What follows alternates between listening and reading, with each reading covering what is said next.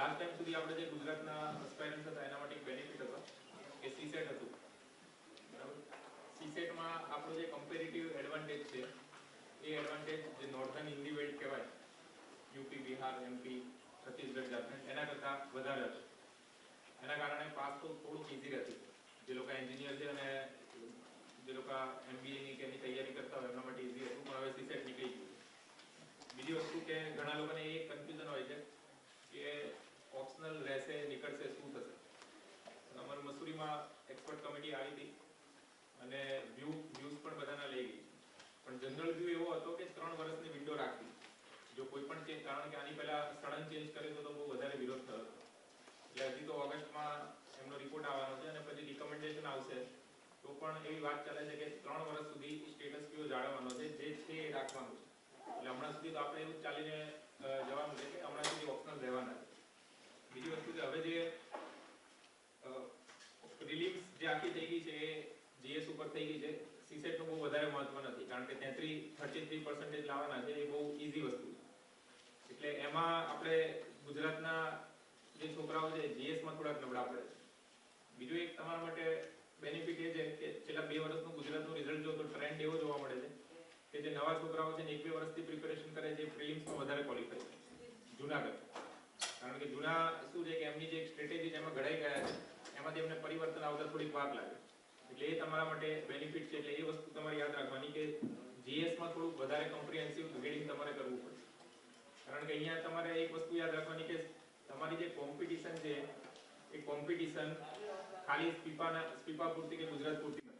તમારે અહીંયા બેઠા બેઠા આઈઆઈએમ અમદાવાદના છોકરા જોડે કોમ્પિટિશન કરવી પડશે અને આઈઆઈટી દિલ્હીના છોકરા જોડે કોમ્પિટિશન કરવી પડશે. 2010 સુધી જનરલી એવો ટ્રેન્ડ જોવા મળતો હતો કે જે પ્રીમિયર ઇન્સ્ટિટ્યૂટ છે એ પ્રીમિયર ઇન્સ્ટિટ્યૂટના જે સ્ટુડન્ટ્સ છે એ લોકો યુપીએસસીની એક્ઝામ આપતા નહોતા. પણ હવે એવું જોવા મળે છે કે એ લોકોની જે ફર્સ્ટ પ્રાયોરિટી થઈ ગઈ છે ગ્રેજ્યુએશન પછી એ યુપીએસસીની એક્ઝામ થઈ ગઈ છે. અત્યારે મારી બેચમાં ટોપ 100માં 33 જણા આઈઆઈટીમાંથી છે. એટલે તમારું જે એક્ઝામનું લેવલ છે, તમારી જે પ્રિપેરેશન છે એ પ્રિપેરેશન એને જોઈને ધ્યાનમાં રાખજો. બીજું કે જીએસમાં કોઈ પણ ટોપિક હવે તમે ના છોડી શકો. જનરલી મારું એવું હતું કે હું જ્યોગ્રાફી ઓછું ફાવતું હતું, જ્યોગ્રાફી ઓછું વાંચતો હતો. પણ હવે તમે એવું રિસ્ક ના લઈ શકો, કારણ કે એક માર્ક પર હમણાં જ્યારે માર્ક્સ ખુલશે ફાઇનલ, જ્યારે એક્ઝામનું રિઝલ્ટ આવી જશે 2015નું, ત્યારે તમને ખબર પડશે કે પોઈન્ટ માર્ક ઉપર 500 જણા હશે. પછી એવું થાય કે 104.2 ઉપર અટકી ગયું હોય અને 104.10 માર્ક હોય તમારે, તો ખાલી 0.10 માર્ક માટે તમારું સિલેક્શન થઈ જાય. ભલે પ્રિલિમ ક્વોલિફાઈંગ જ છે, ખાલી ફાઇનલ સિલેક્શનમાં પ્રિલિમનો કોઈ રોલ નથી માર્ક્સના સંદર્ભમાં, પણ એમ છતાં ક્વોલિફાઈ કરવા માટે prelims is the toughest exam. કારણ કે લગભગ 10 લાખ જેટલો આ વખતે રોલ નંબર હતો, 10 લાખ લોકો એક્ઝામ આપે છે, એમાંથી 4 લાખ લોકો અપિયર થતા હશે. તો બી સિરિયસ કેન્ડિડેટ આપણે ગણી લઈએ 1.5 કે 2 લાખ છે, અને 1.5-2 લાખમાંથી 15-16 હજારમાં આવું, અને એમાં પણ અલગ અલગ જે કેટેગરી વાઇઝ ડિસ્ટ્રીબ્યુશન હોય છે. એટલે આપણા કોટામાં એટલા નંબરમાં આવું એ અત્યારે ઘણી અઘરી વસ્તુ થઈ ગઈ છે, બરાબર. એટલે જીએસમાં તમે ડેડિકેટેડલી પ્રિપેરેશન કરો. બીજી એક વસ્તુ છે કે ઘણા લોકો સાથે તૈયારી કરતા હોય છે કે તલાટીએ બનવું છે, કલેક્ટરે બનવું છે. તલાટીની એક્ઝામ આવે તો તલાટીનું ફોર્મ ભરી દે, બેંક પીઓનું ફોર્મ ભરી દે, યુપીએસસીનું ફોર્મ ભરી દે. જો હવે આ એક્ઝામ, હું તમને ગભરાવતો નથી, પણ એક વસ્તુ ફેક્ટ છે કે યુપીએસસીનું પોતાનું એક અલગ લેવલ છે અને એક્ઝામ થોડીક ટફ છે. જે યુપીએસસીમાં પૂછાય છે જનરલી એ જીપીએસસી કે તલાટીની એક્ઝામમાં પૂછાતું નથી.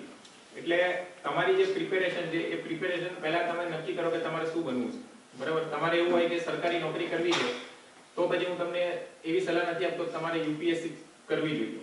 કારણ કે થશે શું કે સરકારી નોકરી કરવી છે, પછી યુપીએસસી કરો છો, જીપીએસસી કરો છો, થોડીક 2 મહિના તૈયારી કરી, ત્યાં જીપીએસસીનું મેઇન્સ આવશે અથવા બીજી કોઈ એક્ઝામ આવશે, ત્યાં પછી કોર્ટમાં રીટ થશે એટલે કેન્સલ થશે, એ યુપીએસસીની ડેટ આવી જશે, તમારી પ્રિપેરેશન હશે, બરાબર. કમિટમેન્ટ તમારે આપવું પડશે તમારી જાતને કે મારે યુપીએસસી થ્રુ જ એક્ઝામ ક્લિયર કરવી છે અથવા બીજી કોઈમાં જવું. હું અત્યારે જે વાત કરું છું એ ખાલી યુપીએસસીની કરું છું, બાકી કોઈ એક્ઝામનો મને અનુભવ નથી. અને બીજું કે સેલ્ફ મોટિવેશન તમારે રાખવું પડશે, બરાબર. હવે એવો સમય રહ્યો નથી કે તમે સમય બગાડી શકો. તમારી એક્સ્ટ્રા કરિક્યુલર એક્ટિવિટી ચાલતી હોય, બગીચાના ધક્કા ચાલુ હોય, તો પછી આ એક્ઝામમાં તમે રહેશો નહીં, મહેરબાની કરીને. કારણ કે time is the key factor for this exam. તમારે વાંચવું તો પડશે જ, કારણ કે આખા ભારતમાં જે છોકરાઓ સિરિયસલી તૈયારી કરે છે એ બધા લોકો વાંચે છે, તો એમની સાથે કોમ્પિટિશનમાં રહેવા તમારે વાંચવું પડશે. એટલે મહેરબાની કરીને તમે યુપીએસસી માં આવતા પહેલા તમારી જાતને મોટિવેટ કરો, તમારી જાત પ્રત્યે કમિટમેન્ટ આપો કે હું આ એક્ઝામ પ્રત્યે કમિટેડ છું. પછી શું થશે કે જ્યારે ફેલિયર આવશે, અત્યારે તો કદાચ હું એવું માનું છું કે મોટા ભાગના લોકો ફર્સ્ટ ટાઈમ અપિયર થશે. એવું નથી કે તમે લોકો ફર્સ્ટ ટાઈમમાં જ પાસ થઈ જશે. મારે બી મારું જે ક્લિયર થયું એ ત્રીજા અટેમ્પમાં થયું. અત્યારે મોટિવેશનની તમને કોઈ જરૂર નથી. સૌથી વધારે મોટિવેશનની ક્યારે જરૂર પડે છે? જ્યારે એક વખત એક્ઝામ આપી અને ફેલ થયા પછી. એમાં પ્રિલિમ્સ તમે આપો, મેઇન્સ આપો અને ઇન્ટરવ્યુ આપ્યા પછી જો તમે ફેલ થાવ, તે સૌથી વધારે ફ્રસ્ટ્રેશન આવે છે કે એક વર્ષ આખી તૈયારી કરી અને ફેલ થવાયું. પણ ત્યારે તમારે સૌથી વધારે મોટિવેશન રાખવાનું છે, બરાબર? Self motivation. તમારે બહારથી તો ઘણા બધા સ્પીકર્સ આવશે ને મોટિવેટ કરશે, પણ એ મોટિવેશન ખાલી 3 દિવસ રહેશે. 3 દિવસ પારો ચડી જશે તો 3 દિવસ વ્યવસ્થિત વાંચશો, પણ જો સેલ્ફ મોટિવેશન નહીં હોય તો પછી તૈયારી તમારી જોઈએ એટલી સારી નહીં હોય. એટલે સેલ્ફ મોટિવેશન સૌથી પહેલા રાખજો. એટલે આ બધી વિચાર્યા પછી જ ફિલ્ડમાં આવજો. કારણ કે આમાં શું થશે કે એક વખત તમે યુપીએસસી ની તૈયારી કરશો પછી સૌથી વધારે તમારું પ્રમોશન તમારા મમ્મી પપ્પા કરશે કે મારો છોકરો કે છોકરી કલેક્ટરની એક્ઝામ આપે. એટલે શું થશે કે સોશિયલ એક્સપેક્ટેશન વધશે. પછી તમે 1 વર્ષ તૈયારી કરો, 2 વર્ષ તૈયારી કરો તો પછી ગામવાળા શું કહેશે કે હજી કલેક્ટર નથી બન્યું. ફેલ થશો તો શું કહેશે કે ભાઈ એવી એમ થોડી કલેક્ટર બનાય, કે મને તો ખબર જ હતી કે આ બધામાં ના પડે, એના કરતા નોકરી લઈ લેવાય. અને પાસ થશો તો શું કહેશે કે મને ખબર જ હતી તું કલેક્ટર બનવાનો છે. એટલે સોશિયલ પ્રેશર ને બધું રહેશે. પણ એક વસ્તુ યાદ રાખજો કે ગુજરાતીઓમાં થોડું એવી મેન્ટાલિટી હોય છે કે જલ્દી સેટ થઈ જવા, બરાબર? એટલે 1-2 વર્ષ તમે તૈયારી કરશો ને પછી ઉપરથી પ્રેશર આવશે, ફેમિલીમાંથી પ્રેશર આવશે કે હવે ક્યાંક સેટ થઈ જાય. પણ એક વસ્તુ મેં મૃણાલના આર્ટિકલમાં લખી હતી કે નાનું એક વાક્ય છે કે યુપીએસસી એ હાર્ડ વર્કને હંમેશા રિવોર્ડ આપે છે. તમારી 1 વર્ષની, 2 વર્ષની, 3 વર્ષની મહેનત હશે તો ક્યારેક ને ક્યારેક પાસ તમે ચોક્કસ થઈ જશો. એટલો યુપીએસસી પર તમે વિશ્વાસ રાખજો કે જો તમારી મહેનત હશે તો એ મહેનતના ફળ ક્યારેક ને ક્યારેક મળશે. પણ તમારે કન્સિસ્ટન્સી જાળવવી પડશે પ્રિપેરેશનમાં. મારા 2011 થી પ્રિપેરેશન ચાલુ હતી. 2015 સુધી મને કોઈ એવું વેકેશન યાદ નથી આવતું કે મેં 3-4 દિવસ કરતા વધારે લીધું. ક્યારેક ફેમિલી ફંક્શન હોય તો બહાર જવું પડે અને 2-3 દિવસ તમે ગેપ લો તો એ કોઈ વાંધો નથી. પણ પછી તમે આરામ કરવા માટે 1 મહિનાનું વેકેશન લઈ લો તો એ નહીં ચાલે. કારણ કે 1 મહિનાના વેકેશન પછી તમે ફરી વાંચવાની શરૂઆત કરશો તો પછી પહેલેથી જ પાપા પગલી માંડો છે એના જેવું થઈ જશે. એટલે કન્સિસ્ટન્સી તમારે રાખવી પડશે અને હાર્ડ વર્ક તમારે કરવું જ પડશે અને પછી લખવું પડશે. ઘણા બધા કહેતા હોય છે કે આ એક્ઝામ લકની છે, તો લકની છે પણ ખરા. કેટલા બધા લોકો એવા છે અત્યારે એકેડેમીમાં કે ટોપ 100 માં છે અને 2-3 મહિનાની પ્રિપેરેશનમાં એમનો ટોપ 100 માં રેન્ક આવ્યો. એક છોકરાની વાત કરું, નટરાજન કરીને એક છોકરો છે, ટોપ 100 માં છે, અત્યારે આઈએફએસ માં છે, ઇન્ડિયન ફોરેન સર્વિસ. અને આ એક્ઝામ વિશે કશી ખબર જ નહોતી અને આ એક્ઝામ આપવાનો કોઈ ઇન્ટરેસ્ટ પણ નહોતો. એનું ફોર્મ એના ફ્રેન્ડે ભરી દીધું કે તારું મેં પ્રિલિમ્સ નું ફોર્મ ભરી દીધું છે. એ કે ભર્યું તો ભરું, મારે એક્ઝામ નથી આપવી, તે ભર્યું છે તો ઠીક છે. તો પ્રિલિમ્સ ના દિવસે શું થયું, એની હોસ્ટેલ પર ગયો અને એને બાઇક પર પાછળ બેસાડી દીધો કે ના તું બેસી તો જા, જે થાય તું એક્ઝામ આપી દે.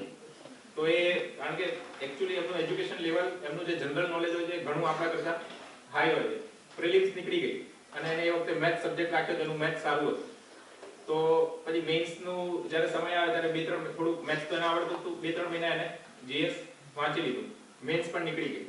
અને આઈઆઈટી ના છોકરાઓ બોલવામાં થોડા હોશિયાર હોય છે એટલે ઇન્ટરવ્યુમાં 200 માર્ક આવી ગયો અને રિઝલ્ટ જોયું ત્યારે ખબર પડી કે ટોપ 100 માં રેન્ક હતો. વાંચ્યું તો એને ખાલી પ્રિલિમ્સ અને પ્રિલિમ્સના રિઝલ્ટથી મેઇન્સ વચ્ચેનો જે 1.5 થી 2 મહિનાનો સમયગાળો હતો એમ જ વાંચ્યું.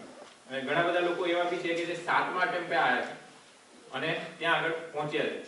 અને એક વખત જો તમે પાસ થઈ જાઓ તો તમારી આ જે મહેનત છે એ મહેનત ઘણી વર્થ છે, બરાબર? ધારો કે તમે 2 વર્ષ તમારે લેટ થઈ ગયું અને ધારો કે તમે 25 ના બદલે 27 વર્ષે સર્વિસમાં આવો છો તો અહીંયા જે ઓપોર્ચ્યુનિટી મળે છે સિવિલ સર્વિસમાં, એવી ઓપોર્ચ્યુનિટી લગભગ તમને આખા ઇન્ડિયામાં બીજી કોઈ સર્વિસમાં નહીં મળે.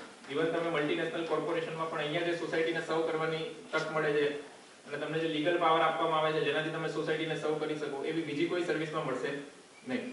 એટલે જો હવે તમે અહીંયા આવી ગયા છો અને આ વખતે તો સ્પીકરનું પેપર પણ ટફ હતું એટલે તમારી તૈયારી એકંદરે ઘણી બધી સારી છે.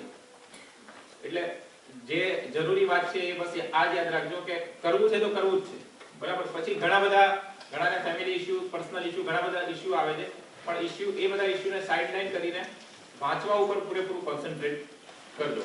બીજી વસ્તુ કે ન્યૂઝપેપર વિશે કહેવું છે. કે છેલ્લા તમે 2013, 14 અને 15 આ 3 વર્ષના મેઇન્સના પેપર જુઓ તો GS 1, 2 અને 3, GS 4 માં તો એથિક્સ આવે છે, એમાં કરંટનો કોઈ રોલ નથી હોતો, પણ GS 1 માં જે હિસ્ટ્રી અને કલ્ચરના જે ક્વેશ્ચન આવે છે એ ક્વેશ્ચનને જો તમે બાદ કરી નાખો તો બાકીનું આખું પેપર એ તમારા એનાલિસિસ અને લોજિકલ પાવર ઉપર ડિપેન્ડ કરે છે.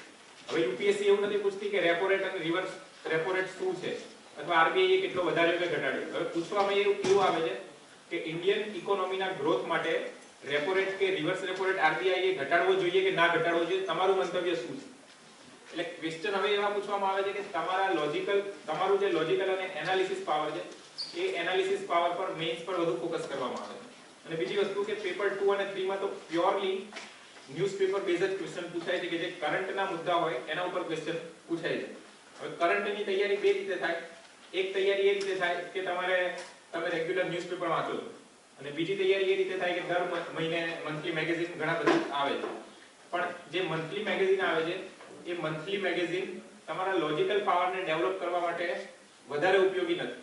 ન્યૂઝપેપરમાં શું થશે કે ધારો કે JNU નો આ ઇશ્યુ ચાલે છે, એક મહિનો JNU નો ઇશ્યુ ચાલ્યો, તો તમે દરરોજ જે ન્યૂઝપેપર વાંચો છો તો દરરોજ તમે અપડેટ થતા રહેશો અને તમારી રીતે વિચારતા રહેશો કે આજે આવું થયું, પછી આ વ્યક્તિ આવું સ્ટેટમેન્ટ આપ્યું, તો સુપ્રીમ કોર્ટે આવું કીધું, પોલીસે આવું કીધું, પછી નેક્સ્ટ સ્ટેપ લેવામાં આવ્યું. તો બીજા દિવસે જ્યારે નવા ન્યૂઝ વાંચશો ત્યારે તમે એ પ્રમાણે એનાલિસિસ કરશો. જો મંથલી મેગેઝિનમાં શું થશે કે એક મહિનો પતી જશે, પછી શું થશે કે 2-3 પાનામાં એની ટૂંકમાં સમરી આવી જશે. તો ટૂંકમાં સમરી આવશે તો તમને આખો JNU નો ઇશ્યુ શું છે એ ખબર પડી જશે, પણ એ ઇશ્યુ એનાલિસિસ કરીને તમે જાતે લખ્યો છે કે બીજા કોઈએ તમને લખીને આપ્યો છે, એ ઇશ્યુ તમને બીજા કોઈએ લખીને આપ્યો છે. એટલે તમારો જે લોજિકલ અથવા તમારો જે એનાલિસિસ પાવર છે એનાથી ડેવલપ થશે નહીં.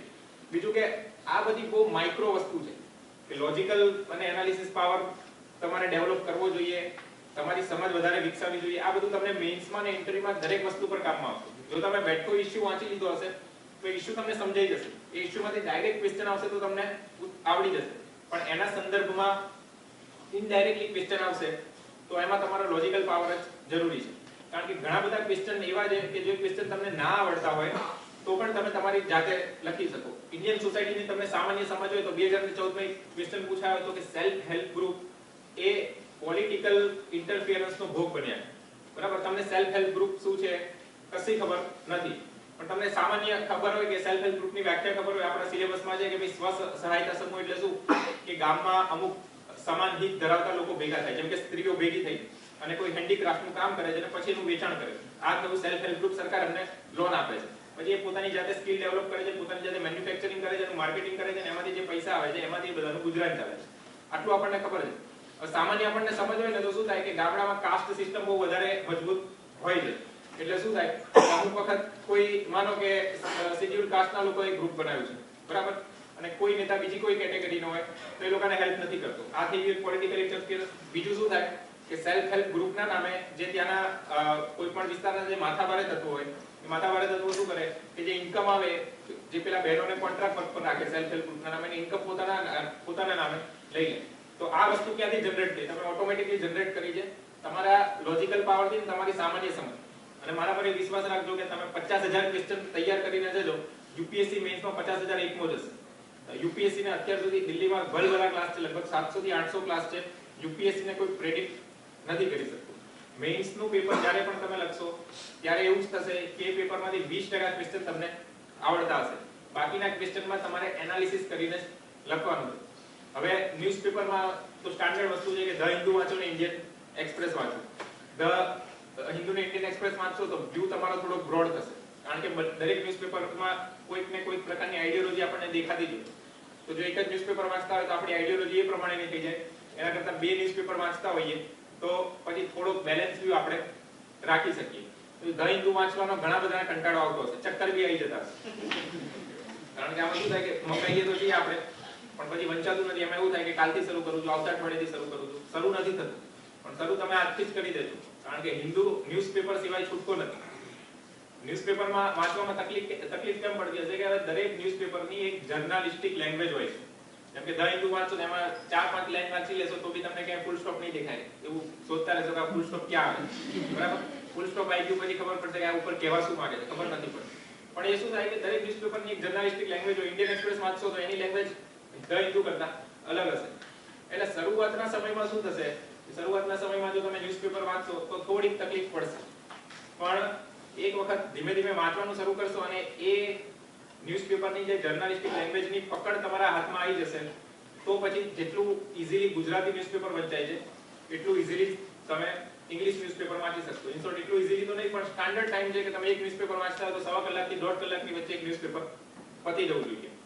અને એ બધું તમને હવે કહેવાની જરૂર નથી કે એમાં શું વાંચવું જોઈએ અને શું ના વાંચવું જોઈએ. એડિટોરિયલ ઉપર વધારે ભાર આપજો. તો શરૂઆત તમારે કરવાની હોય તો ઇકોનોમી પેજથી, ઇન્ટરનેશનલ પેજથી, પછી એડિટોરિયલ અને પછી જનરલ જો કોઈ ગવર્નમેન્ટને લગતા કોઈ ન્યૂઝ હોય અથવા પોલિસી મેકિંગને લગતા ન્યૂઝ હોય કે જે દેશની જે નીતિ છે એના પર લાર્જ ઇમ્પેક્ટ પાડી શકે તો એ બધા ન્યૂઝ વાંચવાના છે.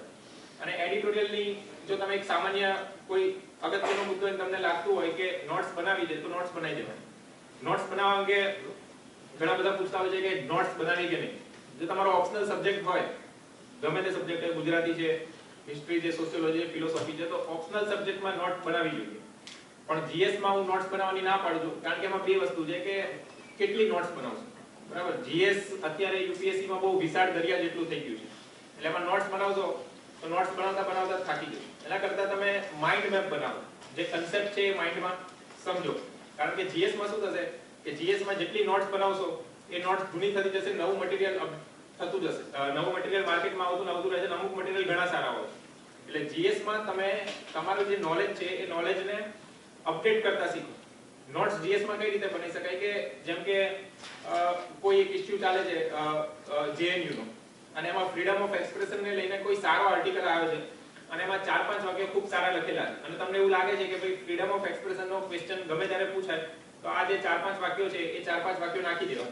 તો એ 4-5 વાક્યો તમે લખી શકો છો. પણ કમ્પ્રિહેન્સિવલી પછી શું થાય કે નોટ્સના નામે મેં જોયું છે કે લોકો ગુજરાતીમાં ટ્રાન્સલેટ કરીને આખું લખે છે. લક્ષ્મીકાંત નોટ્સના નામે આખી ગુજરાતીમાં અનુવાદ કરીને પોતાની નોટ્સમાં છાપી દે છે. લક્ષ્મીકાંત તો ઓલરેડી લખેલી જ છે. બીજું કે લેંગ્વેજ ઉપર તમારી પકડ જમાવજો. હવે જે લોકો ઇંગ્લિશ મીડિયમમાં અપિયર થવાના છે એ લોકોને કોઈ પ્રોબ્લેમ નથી, પણ જે લોકો હિન્દી મીડિયમમાં એક્ઝામ આપવાના છે એ લોકો માટે સૌથી ગુજરાતી મીડિયમમાં એક્ઝામ આપવાના છે એ લોકો માટે સૌથી વધારે ડિલેમા હોય છે કે શેમાં વાંચવું જોઈએ અને શેમાં ના વાંચવું જોઈએ. હવે આમાં બે વસ્તુ છે કે ઘણાને હિન્દી ખબર નથી પડતી. મારી જોડે એવી સમસ્યા થતી હતી કે હિન્દી મને ઓછું ફાવતું. જેમ કે લક્ષ્મીકાંત તમે હિન્દીમાં વાંચો તો અને એના કરતા ઇંગ્લિશમાં વાંચો તો ઇંગ્લિશમાં તમારે વધારે બેટર રહેશે. પણ લખવાનું આપણે શેમાં છે? લખવાનું આપણે ગુજરાતીમાં છે. પછી શું થાય છે કે મેઇન્સમાં લખવું એ બહુ મોટી વસ્તુ છે. પછી જો કન્ટિન્યુઅસલી તમે ઇંગ્લિશમાં વાંચેલું હશે ને તો મેઇન્સમાં તમારે લખાશે આવી રીતે કે ઇન્ડિયન એગ્રીકલ્ચરની કરંટ ટાઈમના નીચેના પ્રોબ્લેમ્સ છે. બરાબર, ખાલી સ્ક્રિપ્ટ જ ગુજરાતી રહેશે, મોટા ભાગના વર્ડ ઇંગ્લિશમાં આવે છે. આ બધું પહેલી મેઇન્સમાં બહુ તકલીફ પડે. એટલે જો પહેલેથી આ વાતનું ધ્યાન રાખ્યું હોય ત્યારે તો થોડીક તમારે શું કહેવાય કે સાવચેતી રાખી હોય તો લખવામાં સરળતા રહેશે. જેમ કે પછી ઘણા ગુજરાતી કરતા હોય તો ભારતીય ખેતીની સમસ્યા, બરાબર, હવે તમે યુપીએસસી ની એક્ઝામ આપો તો તમે આઈએસ આઈપીએસ બનવાનું વિચારો તો ખેતી ના લખાય, ભારતીય કૃષિની સમસ્યા હોય એવું જ લખવું. બરાબર, ઘણા લોકો જે શેડ્યુલ કાસ્ટ માટે લખે છે કે પછાત વર્ગો અથવા દલિત વર્ગો, એક તમારે મેચ્યોરિટીનું લેવલ તમારે રાખવું પડે. એના કરતા તમે એવું લખો કે અનુસૂચિત જાતિ, શેડ્યુલ, કારણ કે દલિત એ કલ્ચરલ વર્ડ છે અને અનુસૂચિત જાતિ શેડ્યુલ કાસ્ટ એ કોન્સ્ટિટ્યુશનલ વર્ડ.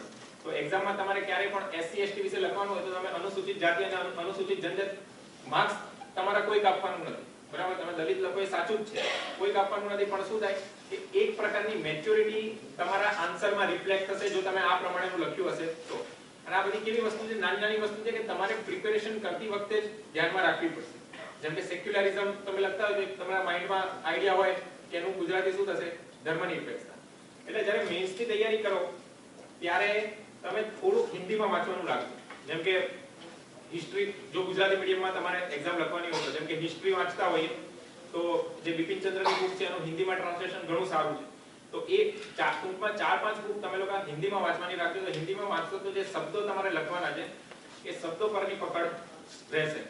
બીજું કે પ્રિલિમ્સ અને મેઇન્સની તૈયારી એ સાથે કરવી કે અલગ અલગ કરવી. તો તમે નવા સિલેબસમાં જોશો તો આ પ્રકારનું કન્ફ્યુઝન તમને થતું હોય તો એ કન્ફ્યુઝન છે, ખોટું કન્ફ્યુઝન છે. કારણ કે હવે પ્રિલિમ્સ કે મેઇન્સ એના વચ્ચે કોઈ મોટો ભેદ રહ્યો જ નથી. કારણ કે પ્રિલિમ્સમાં જે સિલેબસ છે એનો 90% સિલેબસ મેઇન્સમાં છે અને મેઇન્સનો સિલેબસ શું છે કે પ્રિલિમ 90% ઓફ પ્રિલિમનો syllabus plus something other. Difference બંને વચ્ચે કઈ રીતે પડે છે? ડિફરન્સ એ રીતે પડે છે કે પ્રિલિમ્સની એક્ઝામમાં થોડુંક ફેક્ટ પ્લસ એનાલિસિસ પૂછાય છે, મેઇન્સની એક્ઝામમાં ફેક્ટ કોઈ નથી પૂછાતા, પૂરેપૂરું એનાલિસિસ જ પૂછાય છે. એટલે ધારો કે તમે હિસ્ટ્રી વાંચતા હોય તો તમે સ્પેક્ટ્રમની હિસ્ટ્રી વાંચો તો એમાંથી તમને ફેક્ટ મળી જશે મોડર્ન ઇન્ડિયામાંથી, અને બિપિન ચંદ્રમાંથી તમને એનાલિસિસ મળી જશે. એટલે તમારી શું થઈ ગઈ? પ્રિલિમ્સની તૈયારી પણ થઈ ગઈ અને મેઇન્સની તૈયારી થઈ ગઈ. એટલે હવે જે તમારે કરવાનું છે ઇન્ટિગ્રેટેડ અપ્રોચથી જવાનું છે. બંનેની તૈયારી તમારે એક સાથે જ કરવાની છે, બરાબર? એવો કોઈ વિશેષ ભેદ ના રાખી શકાય. તમને એવું લાગતું હોય કે અત્યારે હવે ઓગસ્ટ મહિનામાં પ્રિલિમ્સ છે તો અત્યારે કઈ સ્ટ્રેટેજી અપનાવી, તો તમારા બધાની તૈયારીનું લેવલ અલગ અલગ હશે. બધા માટે કોઈ સ્ટાન્ડર્ડ સ્ટ્રેટેજી અત્યારે અપનાવી ના શકાય. પણ જનરલી એવું મનાય કે એપ્રિલ એન્ડ સુધી તમારો જે ઓપ્શનલ છે ઓપ્શનલ ક્લિયર હોવો જોઈએ, બરાબર? એપ્રિલ પછી તમે ઓપ્શનલ વાંચવાનું રિસ્ક ના લઈ શકો, કારણ કે અત્યારે જીએસ વાંચવાનું પુષ્કળ છે. અને બીજું કે તમે દરરોજ જે ઇન્ડિયન એક્સપ્રેસ કે હિન્દુ ગમે તે વાંચતા હોય તો તમારી કરંટની તૈયારી રેગ્યુલર થતી જાય છે અને સાથે સાથે તમે પ્રિલિમ્સનો એક ટોપિક પકડી શકો. એવું થાય કે 5-6 દિવસ તમે ટાર્ગેટ આપો કે 5-6 દિવસમાં ક્વોલિટી પૂરું કરી નાખવું છે, તો 5-6 દિવસ તમે લક્ષ્મીકાંત વાંચો પ્લસ તમારો ન્યૂઝપેપર પ્લસ ઓપ્શનલ અને સાથે મેઇન્સનો કોઈ ટોપિક વાંચવો હોય તો વાંચી શકાય. એ રીતે એપ્રિલ સુધી ડાયવર્સિફાઈડ તૈયારી તમે રાખી શકો છો. પણ 1 મે થી તમારે ડેડિકેટેડલી પ્રિલિમ્સની તૈયારી શરૂ કરી દેવી પડશે, કારણ કે થશે શું કે પ્રિલિમ્સ અને મેઇન્સ વચ્ચે 3 મહિનાનો સમયગાળો છે અને જો તમારો ઓપ્શનલ રેડી હોય તો એ 3 મહિના લગભગ ઇનફ છે. 3 મહિના મેઇન્સ માટે જો બેઝિક કન્સેપ્ટ તમારા જનરલ સ્ટડીમાં પહેલેથી ક્લિયર હોય તો પછી જે એમાં એક્સ્ટ્રા વાંચવાનું છે એ જ વાંચવાનું છે, એટલે એમાં વાંધો નહીં આવે. પણ સ્ટ્રેટેજી તમે બહુ સારી રીતે તૈયાર કરજો, કારણ કે એક્ઝામ બે રીતે થશે. એક તો હાર્ડ વર્કથી પાસ થવાશે અને બીજું સ્માર્ટ વર્કથી પાસ થવાશે.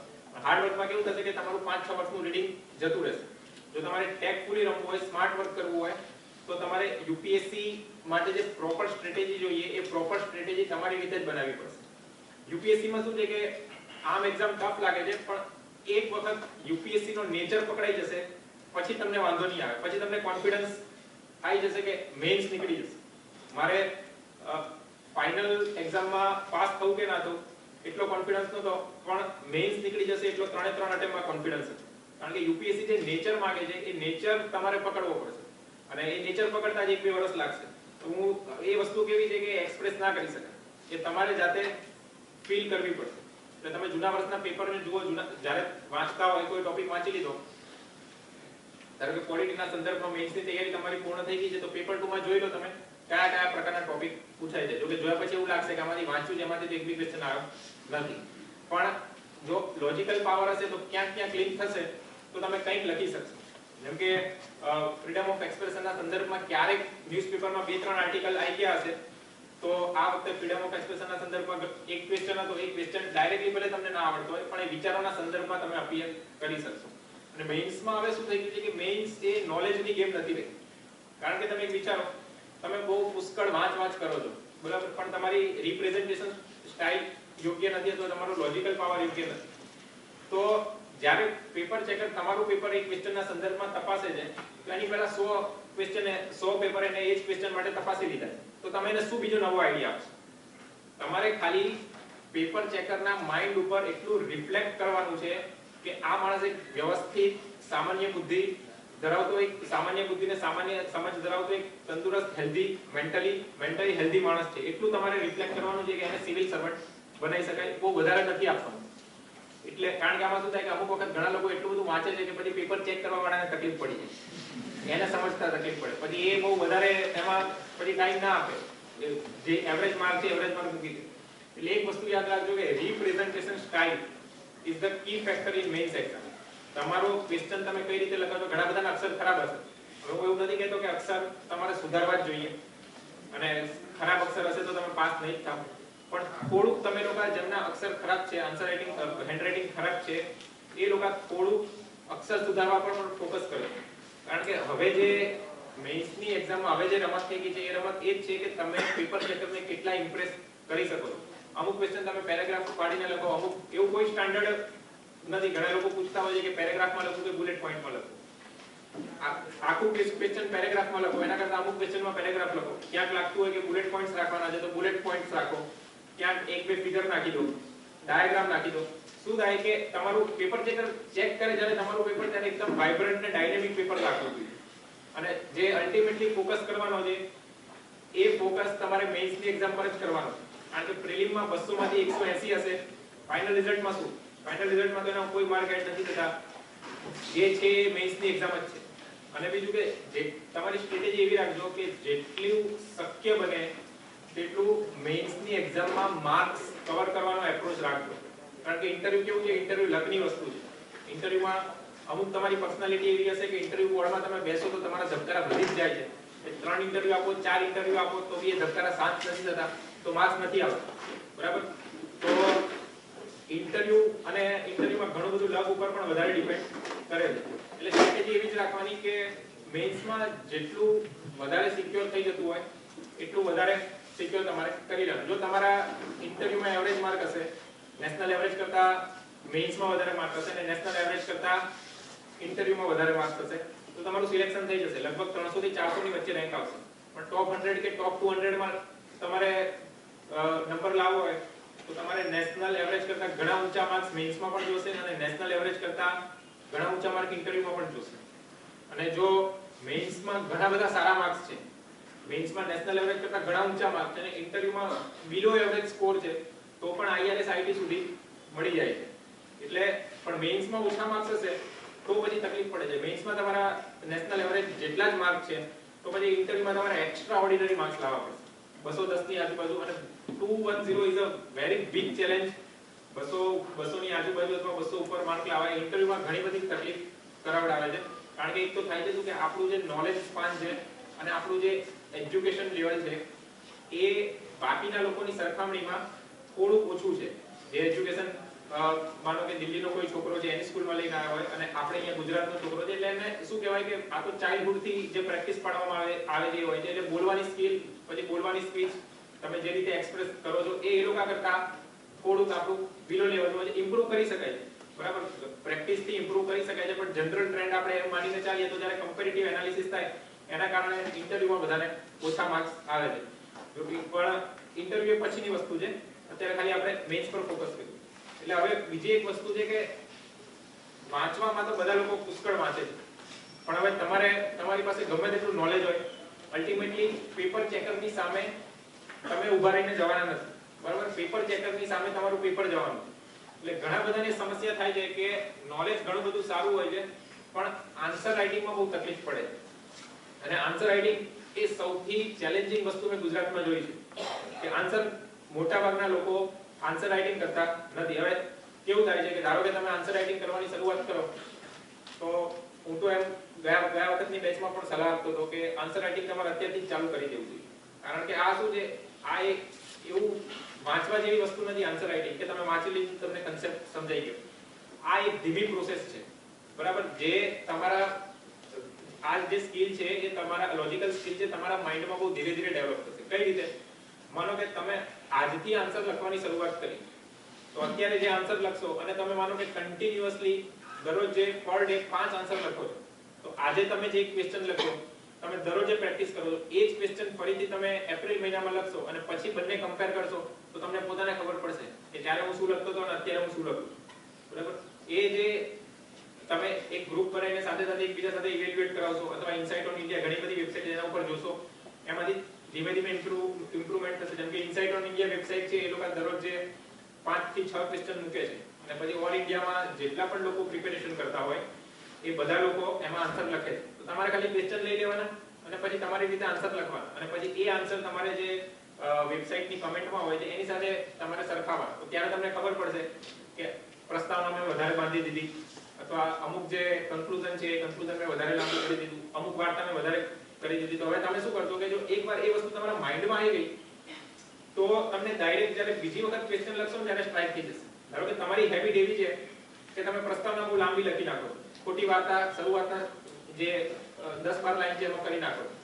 તો જો તમે ક્યારે આન્સર રાઇટિંગ કરી નથી તો કોઈ તમને ટોકશે નહીં અથવા તમને તમારી રીતે ખબર નહીં પડે તો તમને ખબર જ નહીં પડે કે તમારી ભૂલ છે, બરાબર? જો આન્સર રાઇટિંગ કરશો અને પછી તમારી રીતે ઇમ્પ્રુવમેન્ટ કરશો તો તમને ખબર પડશે. તો એકવાર સ્ટ્રાઇક થઈ ગઈ અથવા એકવાર કોઈએ ટકોર કરી દીધી તો તમે તમારી રીતે તમારી જાતે તમને ટકોર કરી કે ભઈ પ્રસ્તાવના તું લાંબી લખી દે, તો બીજી વખત જ્યારે ક્વેશ્ચન લખશો ને ત્યારે પ્રસ્તાવના એકદમ ટૂંકી થઈ જશે. અને 3-4 મહિના જો આન્સર રાઇટિંગ ની પ્રેક્ટિસ કરી લો પછી તમે એટલા બધા પાવરફુલ થઈ જશો કે ખાલી ક્વેશ્ચન જોઈને નોલેજ હોય કે ના હોય તમે 200 વર્ડમાં વ્યવસ્થિત લખી શકશો. અને સામેવાળાને એવું લાગશે પણ ખરા કે ના, ભલે અંદરથી કઈ લેવાનું ના હોય, સામેવાળાને એવું લાગશે કે ના આને આવડે છે.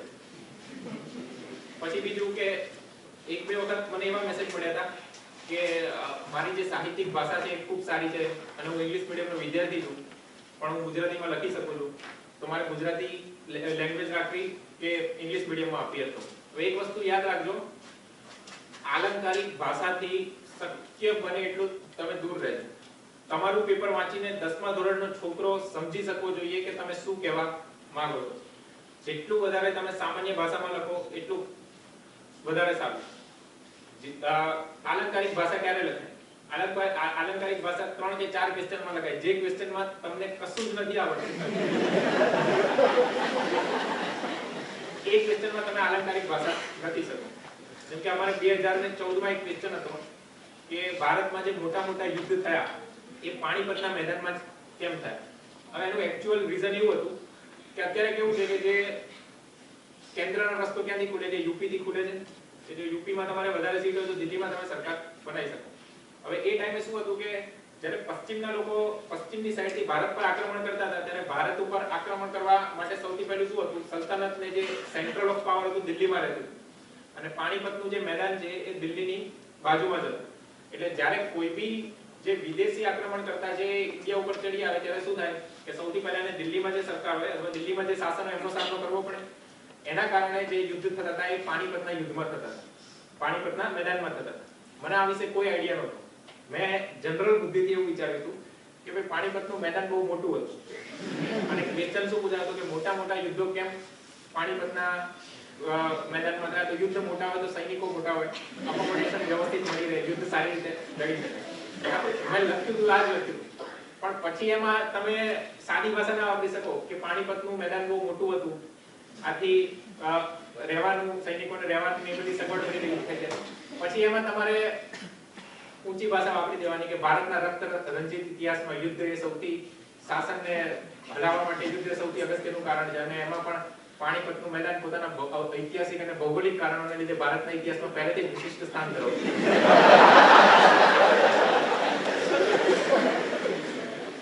એટલે 3-4 ક્વેશ્ચનમાં જે ના આવડતું હોય, કારણ કે આવું લખશો તો ડાયરેક્ટ પછી ગપ્પા મારવા એને કંઈક આવું થોડુંક લખ્યું છે તો પેપર ચેકરને લાગશે કે ના કંઈક તો લખ્યું છે બરાબર. ઐતિહાસિક ને ભૌગોલિક કારણો તો કોઈ બી મેદાનમાં કારણભૂત હોય જ છે.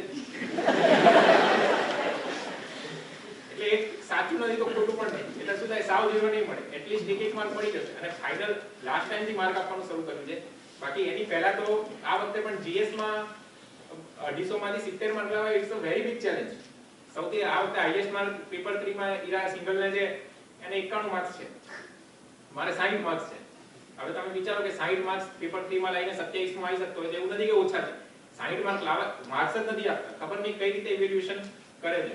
એટલે માર્ક્સ હવે બહુ ઓછા છે. ઘણા લોકો કમ્પેર કરતા હોય છે કે ભાઈ 2011 માં તો 900 માર્ક્સ આવતા હતા, તમે 500 માર્કે તમને ઇન્ટરવ્યુ આવી જાય, પણ તમે સમજો તો ખરા માર્ક્સ જ નથી આપતા. એટલે અત્યારે ચેલેન્જ શું છે કે માનો ટોટલ 25 ક્વેશ્ચન હોય છે અથવા 20 ક્વેશ્ચન હોય છે બરાબર, તો દરેક ક્વેશ્ચનમાં 4 માર્ક આવે તો બી 20 ચોક 80 થઈ જાય. એનો મતલબ કે દરેક ક્વેશ્ચનમાં 4 માર્ક આવતા નથી, તો 3 માર્ક આવે છે દરેક ક્વેશ્ચનમાં એવરેજ, અથવા આપણે 3.5 માર્ક લઈએ, 70 થી 75 માર્ક આપણે ગણીએ તો કોઈ ક્વેશ્ચનમાં તમારે 0 માર્ક આવે છે બરાબર. એના બદલે 1 કે 2 માર્ક્સ આવી ગયા તો ફાઇનલ સિલેક્શનમાં કઈ રીતે ઉપયોગી નીવડશે? અલ્પેશ જે લાસ્ટ ટાઈમ પાસ થયો એને અને ઈશાની વચ્ચે 2 માર્કનો ડિફરન્સ હતો. કેટલા? 2 માર્ક્સનો. અને બંનેના રેન્ક વચ્ચે કેટલો ડિફરન્સ છે? ઈશાનીને 502 મો રેન્ક છે અને અલ્પેશને લગભગ 544 ની આજુબાજુનો રેન્ક છે. એટલે ફાઇનલ જ્યારે મેરિટ આવશે ત્યારે શું થશે કે ફાઇનલ મેરિટમાં અમુક તમે ટોપ રેન્ક છોડી દો, એક જે ટોપ 50 રેન્ક છોડી દો તો 51 પછી શું થશે કે એક રેન્ક ઉપર 10 જણા હશે. પછી ફાઇનલ ઘણાને એવી મીથ હોય છે કે ઉંમરના આધારે નક્કી થાય છે કે જેની ઉંમર મોટી, સરખા માર્ક્સ હોય ધારો કે બધાને 500 માર્ક્સ હોય અને એક જ માર્ક ઉપર રેન્ક હોય તો કોઈ ઉંમર નથી હોતી બરાબર. તમારા જે કમ્પલસરી છે, કમ્પલસરી પ્લસ તમારા ઇન્ટરવ્યુના માર્ક્સ, આ બંનેનું ટોટલ થાય છે અને એમાં જેને હાઈએસ્ટ હોય એને પછી આગળ રેન્ક મળે છે. અને આ બધું કામમાં ક્યારે આવશે? આ બધું કામમાં ક્યારે આવશે કે આઈપીએસ તો બની ગયા પણ 1 માર્કના કારણે ગુજરાતના બધા મણિપુર જતા રહે. ત્યારે આ બધી વસ્તુ ત્યારે આ બધી વસ્તુ તમને 1 માર્કની ત્યારે વેલ્યુ સમજાશે. એટલે અત્યારે જે તૈયારી રાખો એ જ રીતે રાખજો કે પૂરેપૂરા જ લાવવા છે, 1 બી માર્ક છોડવો નથી. આ રીતનું જ્યારે કમિટમેન્ટ હશે ને આ બધી નાની નાની વસ્તુઓને તમે યાદ રાખશો, કારણ કે મેક્રો વસ્તુઓ તો બધાને ખબર હોય છે, હવે સ્ટ્રેટેજી શું છે, વાંચવું શું, આ નહીં તે બધું ઇન્ટરનેટ પર ઢગલો વેબસાઇટ મળી રહે છે. પણ માઇક્રો લેવલમાં કઈ વસ્તુ ધ્યાનમાં રાખવી છે એ તમે સતત તમારી જાતનું એનાલિસિસ કરતા રહેજો કે તમારું ઇમ્પ્રુવમેન્ટ કેટલું થયું છે. અને બીજું કે એટલું બધું અઘરું પણ નથી. મને ખબર નથી પડતી તામિલનાડુમાં જે આ વખતે 26 આઈએએસ છે એક સ્ટેટમાં. ટોટલ તામિલનાડુ, કેરેલા, કર્ણાટક અને આંધ્રપ્રદેશ તેલંગાણા એક જ કહેવાય અત્યારે. આંધ્રપ્રદેશ, કર્ણાટક, તામિલનાડુ અને કેરેલા આ 4 સ્ટેટમાંથી 96 આઈએએસ ઓફિસર છે. 96 આઈએએસ ઓફિસર 180 ની બેચમાંથી 50% 4 સ્ટેટમાંથી છે અને બાકીના 50% બાકીના સ્ટેટમાંથી છે. અને આપણા ગુજરાતીઓ તો ઓલવેઝ માઇનોરિટીમાં જ છે. ત્યાં આગળ અમે ઘણીવાર અમારે કેવું હોય કે ઇન્ટ્રોડક્શન આપવાનો તો એક પ્રોટોકોલ હોય, પોતાનું નામ બોલવાનું, સર્વિસ બોલવાની અને કેડર બોલવાનું. ગુજરાત કેડર બોલીએ તો બધા લોકોને આંખો પડી જાય છે, ગુજરાત વાળા ક્યાંથી અહીંયા આવી. હવે એ જ ટ્રેન્ડ તમને આપણે તોડવાનો છે કે ગુજ્જુઓ અત્યાર સુધી નેશનલ લેવલે પરસેપ્શન એવો જ છે કે ગુજ્જુઓ યુપીએસસી ની એક્ઝામ ક્લિયર નથી કરી શકતા. પણ જે સિલેક્શન થાય છે સિલેક્શનમાં બી ખબર નથી પડતી કે ફાઇનલ સિલેક્શન હંમેશા 15-20 ની આજુબાજુ જ રહે છે. તામિલનાડુમાં હું તો જે 26 જણા છે ખાલી આઈએએસ માં છે, ટોટલ સિલેક્શન 192 છે 1122 માંથી. એક સ્ટેટમાંથી 192 લોકો પાસ થાય છે, તો એ લોકો થઈ શકે. અને બીજું એવું છે કે ત્યાં એગ્રીકલ્ચર યુનિવર્સિટી છે, એમાંથી 7 આઈએએસ છે. બરાબર. આપણે અહીંયા તો શું થાય છે કે 1947 પછી આ વખતે ઇતિહાસ થઈ ગયો કે 3 જણા એક સાથે આઈએએસ બન્યા. એટલે એ તમારે તોડવાનું છે કે તમારી જો તૈયારી હશે તો તમે પાસ થઈ જ શકશો. બરાબર. જે આ એક બે જણા પાસ થાય છે એ તૈયારી ઓછી હોવાના લીધે જ પાસ થાય. પણ તમારે જે તમારો મેન્ટલ એટીટ્યુડ છે અને તમારી જે તૈયારી છે એ તૈયારીને પણ એ રીતે આગળ કરવી પડશે. હવે વધારે કોઈ બીજો કોઈ સ્પેસિફિક ક્વેશ્ચન પૂછવો છે નહીં તો હું બુક લિસ્ટ લખાવવાનું ચાલુ કરું.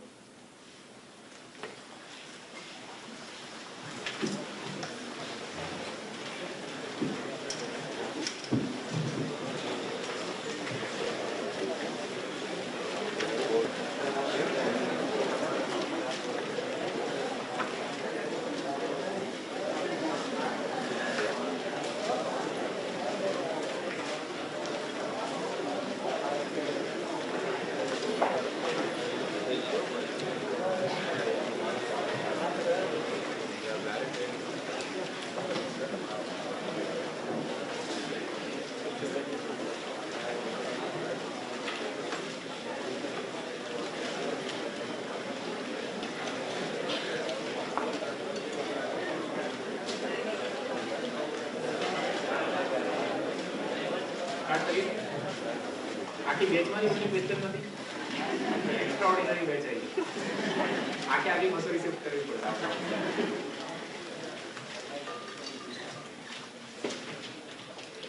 તો જે ઓર્ડરમાં પ્રિલિમ્સ નો સિલેબસ લખાવું છું એ જ ઓર્ડરમાં તમારે સબ્જેક્ટને પ્રાયોરિટી આપવાની છે. સમજો છો કે હવે શું થાય છે કે હવે જે પેલા ઘસાયેલા ટોપિક છે પોલિટી અને ઇકોનોમી એનું જે પ્રપોર્શન હોય છે એના કરતા જે નવા ટોપિક છે કલ્ચર ને બધા એન્વાયરમેન્ટને લગતા એમાંથી વધારે ક્વેશ્ચન પૂછાય છે. અને આપણે જેમાંથી વધારે ક્વેશ્ચન પૂછાતા હોય એની તૈયારી વધારે કરવાની. પહેલું લખો ઇન્ડિયન કલ્ચર.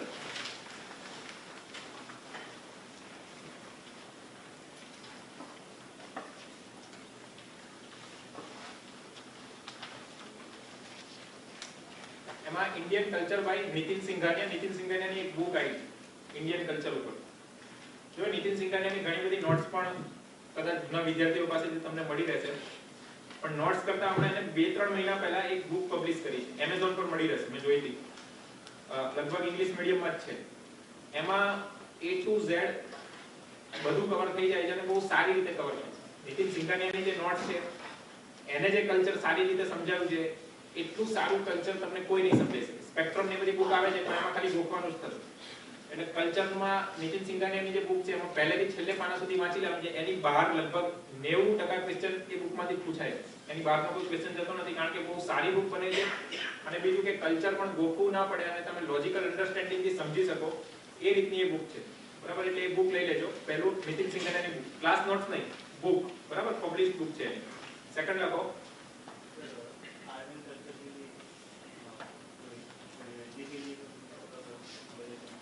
हिंदी के लिए नितिन सिंघानिया की क्लास नोट्स पढ़ लेना તમે हिंदी मीडियम માંથી બોલું છું એ ખબર પડી જાય तो उसकी क्लास नोट्स पढ़ लेना आप इंग्लिश नहीं पढ़ते कौन से स्टेट से हिंदी मीडियम वाला इंग्लिश थी तो प्रयास है बनावे थोड़ा थोड़ा इंग्लिश पढ़ना भी शुरू करना इंग्लिश कंपलसरी करना सेकंड लखो एनवायरनमेंट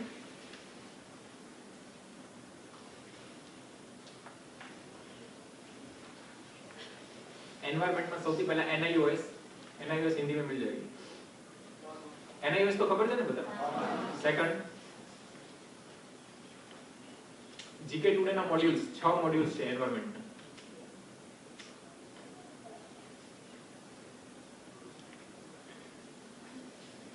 थर्ड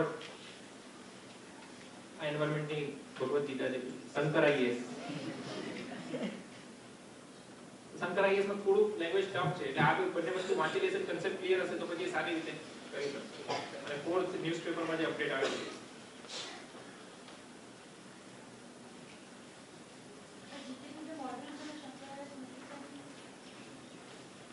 દરેક પ્રકારનું મટીરીયલ હોમ ઝેરોક્સ માંથી મળી રહેશે પહેલી ને છેલ્લી વખત કહું છું કે દરેક પ્રકારનું મટીરીયલ હોમ ઝેરોક્સ માંથી મળી રહેશે કારણ કે વચમાં એક વખત શું થયું એટલે કે સેમિનારમાં તો 5-6 વખત થયું કે હોમ ઝેરોક્સ માંથી મળી રહેશે હોમ ઝેરોક્સ માંથી મળી એક છોકરો એમ કે સાહેબ કમિશન રાખેલું છે તમે તકલીફ એવી છે કે આખા ગુજરાતમાં હોમ ઝેરોક્સ સિવાય બાકી ક્યાંય દિલ્હીનું મટીરીયલ મળતું નથી અને હોમ ઝેરોક્સમાં તકલીફ એ છે કે દિલ્હીની કોઈ પણ દુકાનમાં મળે એના કરતાં વધારે દિલ્હીનું મટીરીયલ ત્યાં મળે કારણ કે એને શું છે 10-12 દુકાનો સાથે કોલેબોરેશન છે કે તમારે ત્યાં નવું મટીરીયલ આવે એટલે અહીંયા તમારે કુરિયર કરી દેવાનું એના કારણે ત્યાં આગળ મટીરીયલ વધારે હોય છે થર્ડ લખો ઇકોનોમી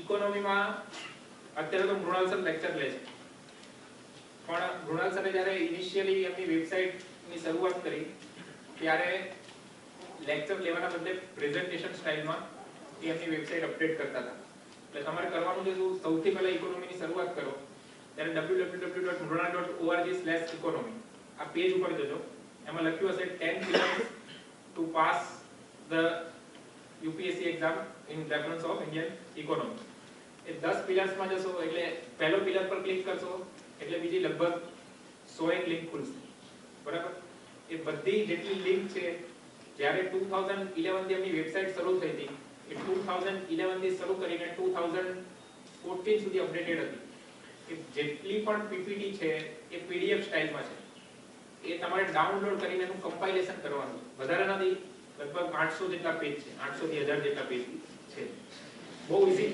નાના છોકરાને સમજાવતા હોય એ રીતે કર્યું છે બહુ સારું કર્યું છે ઇકોનોમીમાં પહેલા તમે એ આખું વાંચી નાખો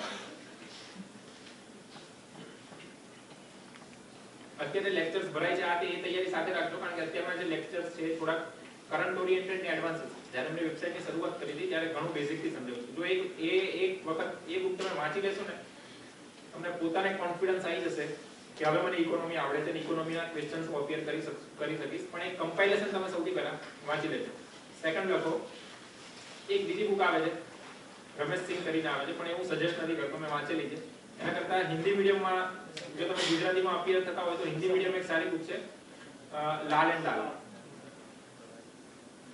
હવે આ જનરલી ઇંગ્લિશ મીડિયમ વાળા માટે એડવાન્ટેજ એવો હોય છે કે બધી જે સારી બુક્સ હોય એ ઇંગ્લિશ મીડિયમમાં હોય ખાલી એક ઇકોનોમી સબ્જેક્ટમાં એવું છે કે લાલ એન્ડ લાલ જેવી બુક ઇંગ્લિશ મીડિયમમાં પણ નહીં અને જો ઇંગ્લિશ મીડિયમમાં હોય તો તમે શ્રીરામ IAS નું મટીરીયલ લઈ લેજો શ્રીરામ IAS જે ત્યાં દિલ્હીમાં ક્લાસ થાય છે એની ક્લાસ નોટ લઈ લેજો પ્રિલિમ્સ ને મેઇન્સ આખી કમ્બાઈનમાં આવે છે એ બી વધારે નથી 2 મોડ્યુલ છે 300 પેજના 600 અને બાકી જે મૃણાલ સર અપડેટ કરાવે છે અને ન્યૂઝપેપરમાં તમે રેગ્યુલર વાંચો ઇકોનોમી એટલું ઇનફ પણ ખાસ ઇકોનોમીની શરૂઆત કરો ને તો એ જોઈ લેજો પછી તમારે NCERT કરવાની બી જરૂર નથી અને બીજું NCERT ના સંદર્ભમાં તો ઘણી બધી મિથ્સ હોય છે કે UPSC પાસ કરી ગયો તો NCERT એટલે ઘણા બધાની સ્ટ્રેટેજી અલગ અલગ હોઈ શકે છે પણ મને એવું લાગતું નથી કે જીઓગ્રાફી કે હિસ્ટ્રી સિવાય બાકીની કોઈ NCERT વાંચવી જોઈએ કારણ કે એમાં શું થાય કે પ્રિપેરેશનની તૈયારી કરો એટલે પછી તમને બધા કહી દે કે 11 બારની એનસીઈઆરટી વાંચવી જોઈએ.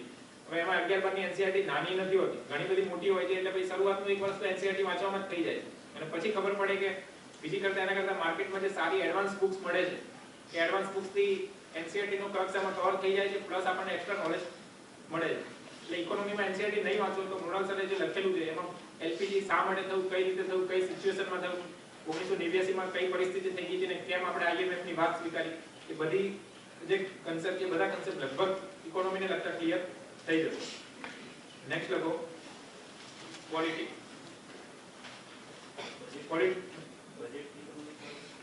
પછી કહું ક્વોલિટી. ક્વોલિટીમાં એક જ બુક પ્રિફર કરું છું, લક્ષ્મીકાંત, કારણ કે ડીડી બસુ બુક લગભગ અપડેટ નથી થઈ અને ડીડી બસુ તમારે મેન્સમાં વાંચવી તો વંચાય અને લગભગ 4-5 વર્ષથી એવું જોવા મળે છે કે ક્વોલિટીના લગભગ 95 થી 97% ક્વેશ્ચન લક્ષ્મીકાંતની બહાર નથી જતા. લક્ષ્મીકાંત વાંચો તો ઇંગ્લિશમાં વાંચો, ખબર સારી પડી જાય છે. અમુક ચેપ્ટર્સમાં એવું થાય છે કે લેંગ્વેજ હિન્દી મીડિયમમાં એટલી બધી ટફ થઈ જાય છે કે સમજાતું નથી. જ્યાં કોમ્પ્લેક્સ વસ્તુ છે ત્યાં આગળ ઇંગ્લિશ મીડિયમમાં વધારે સારી રીતે ક્લેરિટીથી લખેલું છે.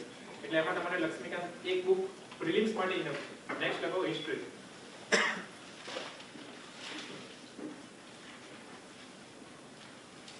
હિસ્ટ્રીમાં એનસીઈઆરટી જૂની old NCERT, ancient India, medieval India,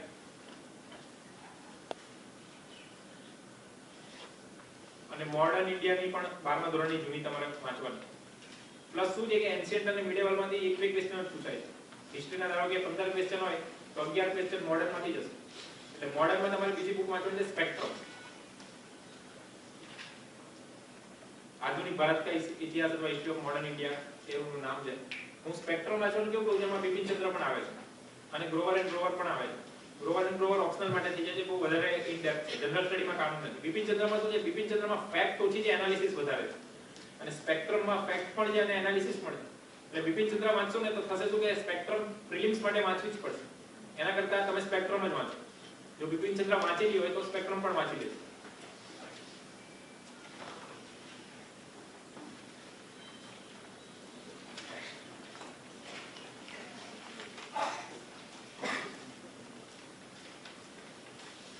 next લખો જીઓગ્રાફી.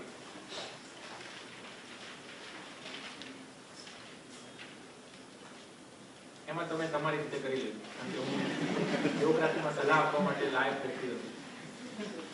મારી પ્રતિજ્ઞા હતી કે યુપીએસસી પાસ કરું તો જીઓગ્રાફીનું કરેક્ટ કરવું. થતું જ નહોતું. મેં 3-4 વખત ટ્રાય કર્યા પણ જીઓગ્રાફી વાંચવા બેસીને ચક્કર આવતા હતા, પછી છોડી દીધું કે નથી કરતું. નેક્સ્ટ લખો. ઇવન આમાં શું કશું બી કાચું હોય ને તો પકડાઈ જશે. મને ઇન્ટરવ્યુમાં કીધું હતું કે જીઓગ્રાફીમાં તમારું નોલેજ નબળું છે, કારણ કે 2-3 જીઓગ્રાફીના ક્વેશ્ચન પૂછ્યા ને એકેનો આન્સર ના આપી શક્યો, બાકી બધા સેટિસ્ફેક્ટરી આપ્યા હતા. એટલે મને કીધું તું બી ખરા કે જીઓગ્રાફીનું નોલેજ સિવિલ સર્વન્ટને હોવું જરૂરી છે. એટલે ક્યાંક ઉણા ફસે ને તો પકડાઈ જશે. હવે જીઓગ્રાફીમાં મેં વાંચ્યું નતું એમ છતાં મારે કેમ ચાલી ગયું, કારણ કે મારા વખતે સીસેટ હતું. એટલે જીઓગ્રાફી, પોલિટી, હિસ્ટ્રી ના વાંચો તો પણ ચાલે, કારણ કે એટલા માર્ક્સ સીસેટમાં કવર થઈ જતા હતા. પણ હવે તો એક માર્ક્સમાં માટે તકલીફ પડે છે. એટલે જીઓગ્રાફી તમે વાંચી લેજો. જનરલી એવું બધા કહે છે કે ઓલ્ડ એનસીઈઆરટી સારી હોય છે, પણ વધારે ઇન ડેપ્થમાં મને ખબર નથી. નેક્સ્ટ લખો સાયન્સ એન્ડ ટેકનોલોજી.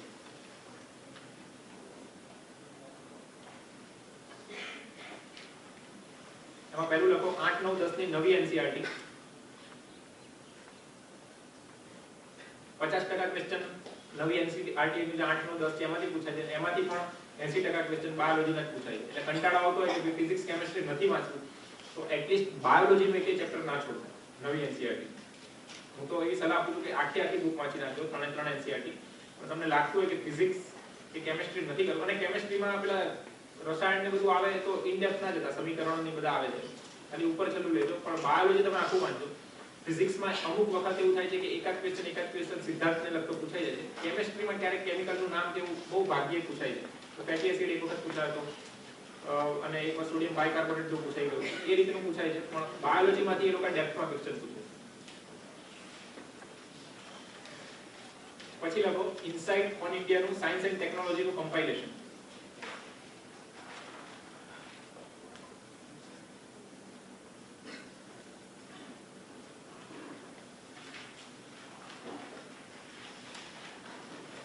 નેક્સ્ટ લખો. હવે ક્લાસના નામ મને યાદ નથી, પણ દીપક કુમાર કે ક્લાસ નોટ્સ વાંચવાની છે સાયન્સ એન્ડ ટેકનોલોજી.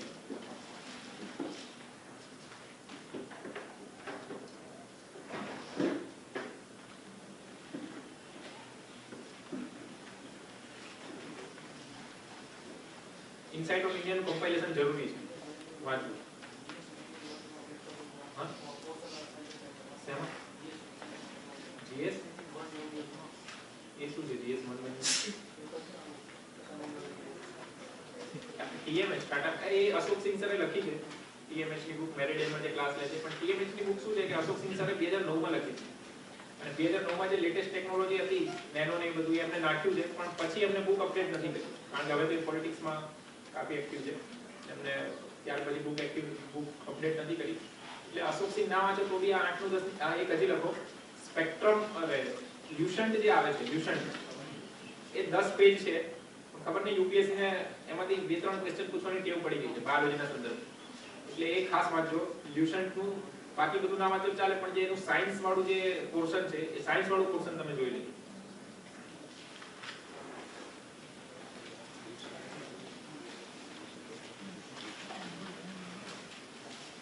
પછી ગયા ટોપિક બાકી રહ્યો કોઈ કરંટ સિવાય કોઈ બાકી છે? નેક્સ્ટ લખો કરંટ અફેર.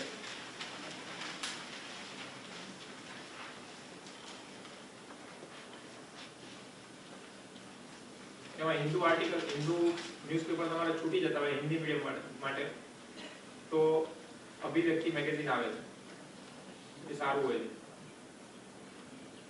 પ્લસ તમારે મંથલી મેગેઝિન વાંચવી હોય તો હિન્દી મીડિયમ વાળા માટે દ્રષ્ટિ આઈએસ. હવે ક્રોનિકલ ને પ્રતિયોગિતા દર્પણ ને સિવિલ સર્વિસ બધું હવે ઘણું જૂનું થઈ ગયું છે, બરાબર. થોડુંક તમારે એનાથી ઉપર જવું પડશે. દ્રષ્ટિનું મેગેઝિન સારી આવે છે, મંથલી મેગેઝિન. અભિવ્યક્તિને ઇંગ્લિશ મીડિયમમાં બી વાંચવી હોય તો ઇનસાઇટ ઓન ઇન્ડિયાનું કમ્પાઇલેશન. એમાં શું થાય છે કે ઇનસાઇટ ઓન ઇન્ડિયા વાળા દરરોજ ન્યૂઝપેપરમાંથી 10 ક્વેશ્ચન મૂકે છે, અને એ 10 ક્વેશ્ચનના આન્સર પણ નીચે હોય છે. જે કમ્પાઇલેશન છે એ કમ્પાઇલેશન તમારે વાંચી લેવાનું, અને વિઝન આઈએસ ઇંગ્લિશમાં.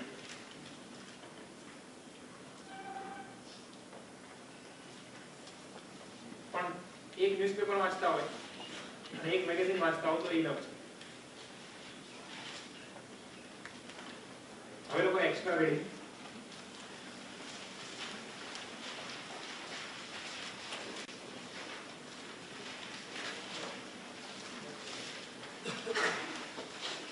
એમાં ઇન્ડિયન યરબુક,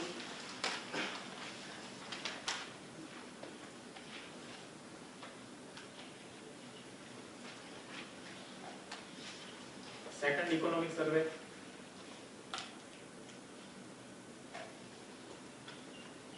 ઇકોનોમિક સર્વે ઇન્ડિયા યરબુકમાંથી 4-5 ક્વેશ્ચન પૂછાય છે. અને ઇન્ડિયા યરબુકમાં પછી બધી સ્કીમ્સ ગોખવા ના બેસતા, એટલે પછી એવું થશે કે હવે નથી કરવું યુપીએસસી, છોડી દેવું. એટલો બધો ફેક્ચ્યુઅલ ડેટા એમાં આપેલો છે, આંકડા પણ બહુ બધા છે, ડિજિટ્સ ને બધું ગોખવાનો ટ્રાય ના કરો. ખાલી એક વખત જોઈ લેજો એજ્યુકેશન વાળું છે અથવા ટેકનોલોજી વાળું છે તો કઈ રીતે દેશમાં ટેકનોલોજીનું સ્ટ્રક્ચર શું છે, કેટલી યોજનાઓ ચાલે છે, એ વસ્તુ એક વખત જોઈ લેજો. ઇન્ડિયા યરબુક ને ઇકોનોમિક સર્વે તમારે વાંચો. બજેટમાં કેવું છે કે બજેટ એ લગભગ ઇન્ટરવ્યુ માટે જરૂરી છે, કારણ કે જ્યારે બજેટ આવે છે એના 2-1 મહિના પછી ઇન્ટરવ્યુ હોય છે, એટલે ઇન્ટરવ્યુમાં બજેટના ક્વેશ્ચન પૂછે છે, પણ મને લાગતું નથી કે 3-4 વર્ષમાં ક્યારેક બજેટના કોઈ ક્વેશ્ચન પૂછ્યા હોય, બરાબર. અને બજેટ તો આમ પણ તમે ન્યૂઝપેપરમાં વાંચતા હોય એટલે જેટલી વસ્તુ હાઇલાઇટ થઈ હોય એટલી તો તમારા ધ્યાનમાં હશે. એટલે બજેટ માટે કોઈ સ્પેસિફિક તૈયારી કરવી હોય તો ઇન્ટરવ્યુ માટે કરી શકાય ઇન ડેપ્થ, અને બાકી ઇકોનોમિક એડવાઇઝર બનવું હોય પીએમ ના તો કરી શકાય. યુપીએસસી માટે બજેટ બહુ વધારે ડિટેલમાં તમારે કરવાની જરૂર નથી. હિન્દુમાં કમ્પ્રિહેન્સિવલી જ્યારે બજેટ આવે છે એના પછીના 2 દિવસમાં આખું પેપર બજેટથી જ ભરેલું હોય, એટલે એમાં જેટલી પણ નવી સ્કીમ શરૂ કરેલી હોય તે હિન્દુમાં હાઇલાઇટ થઈ જશે. એ તો તમે ન્યૂઝપેપર વાંચો ત્યારે વાંચી લેશો. અને બાકી મંથલી મેગેઝિનમાં બી બજેટ કવર થઈ જશે, પણ બહુ વધારે અલગથી ફોકસ કરવાની જરૂર નથી. બીજી કોઈ સારી બુક તમને લાગતી હોય કે આ વાંચવી જોઈએ કે નહીં?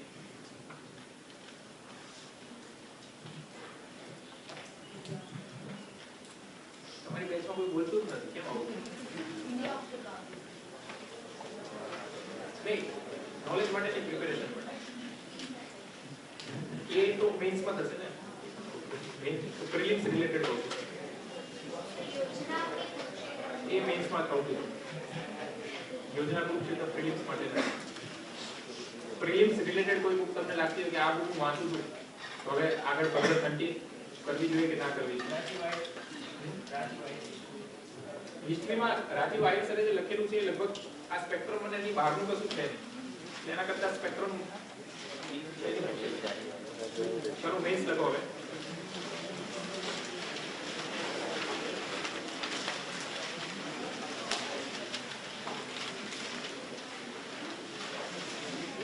બુક લિસ્ટમાં હું કહી દઉં તમને કે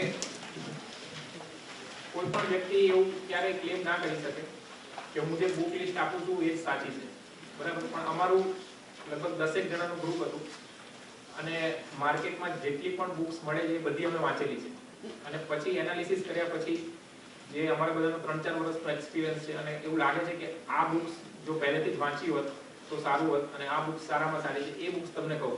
હું એવો ક્લેમ નથી કરતો કે તમારે આટલી બુક્સ વાંચવી જોઈએ, પણ મારું એવું માનવું છે કે આટલી બુક્સ સારી છે, વાંચવી જોઈએ. પ્લસ તમને લાગતું હોય કે મારે બીજી બુક વાંચવી છે તો પહેલા આ પતાવી દેજો, પછી તમને જે લાગતું હોય કે આ બુક ઘણી સારી છે અને મારે વાંચવી છે તો પછી એ વાંચો, પણ એટલીસ્ટ જે આ બેઝિક વસ્તુ છે એ પહેલા તમે ક્લિયર કરી દેજો. મેન્સમાં લખો, જીએસમાં મેન્સ લખવું છે કે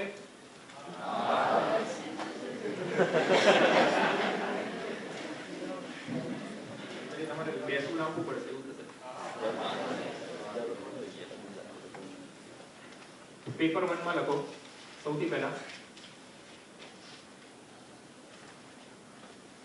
વર્લ્ડ હિસ્ટ્રી.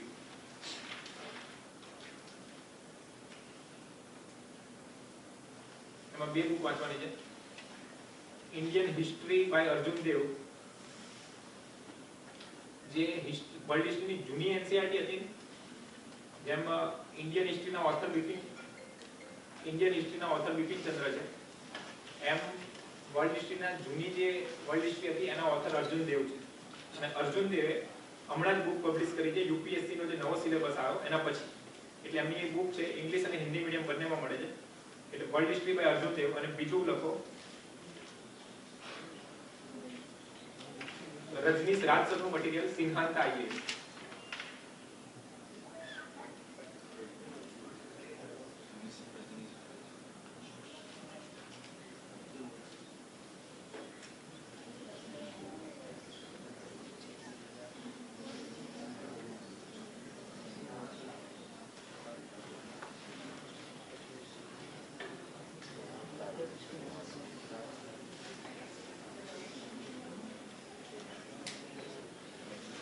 આ 120 પાનાની બુક છે, ક્લાસ નોટ્સ છે, પ્રિન્ટેડ ક્લાસ નોટ્સ છે, બરાબર?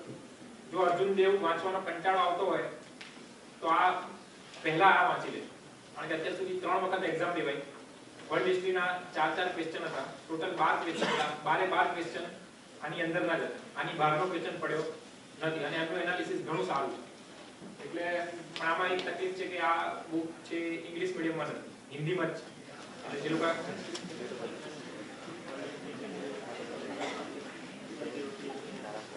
आपका तो ऑप्शनल है ना वर्ल्ड हिस्ट्री, तो फिर कोई परेशानी नहीं.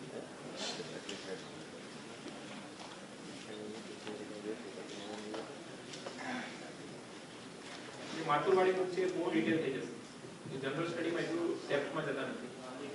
હા आपका तो हां सेकंड લખો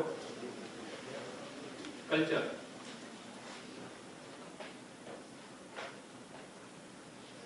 Same as films.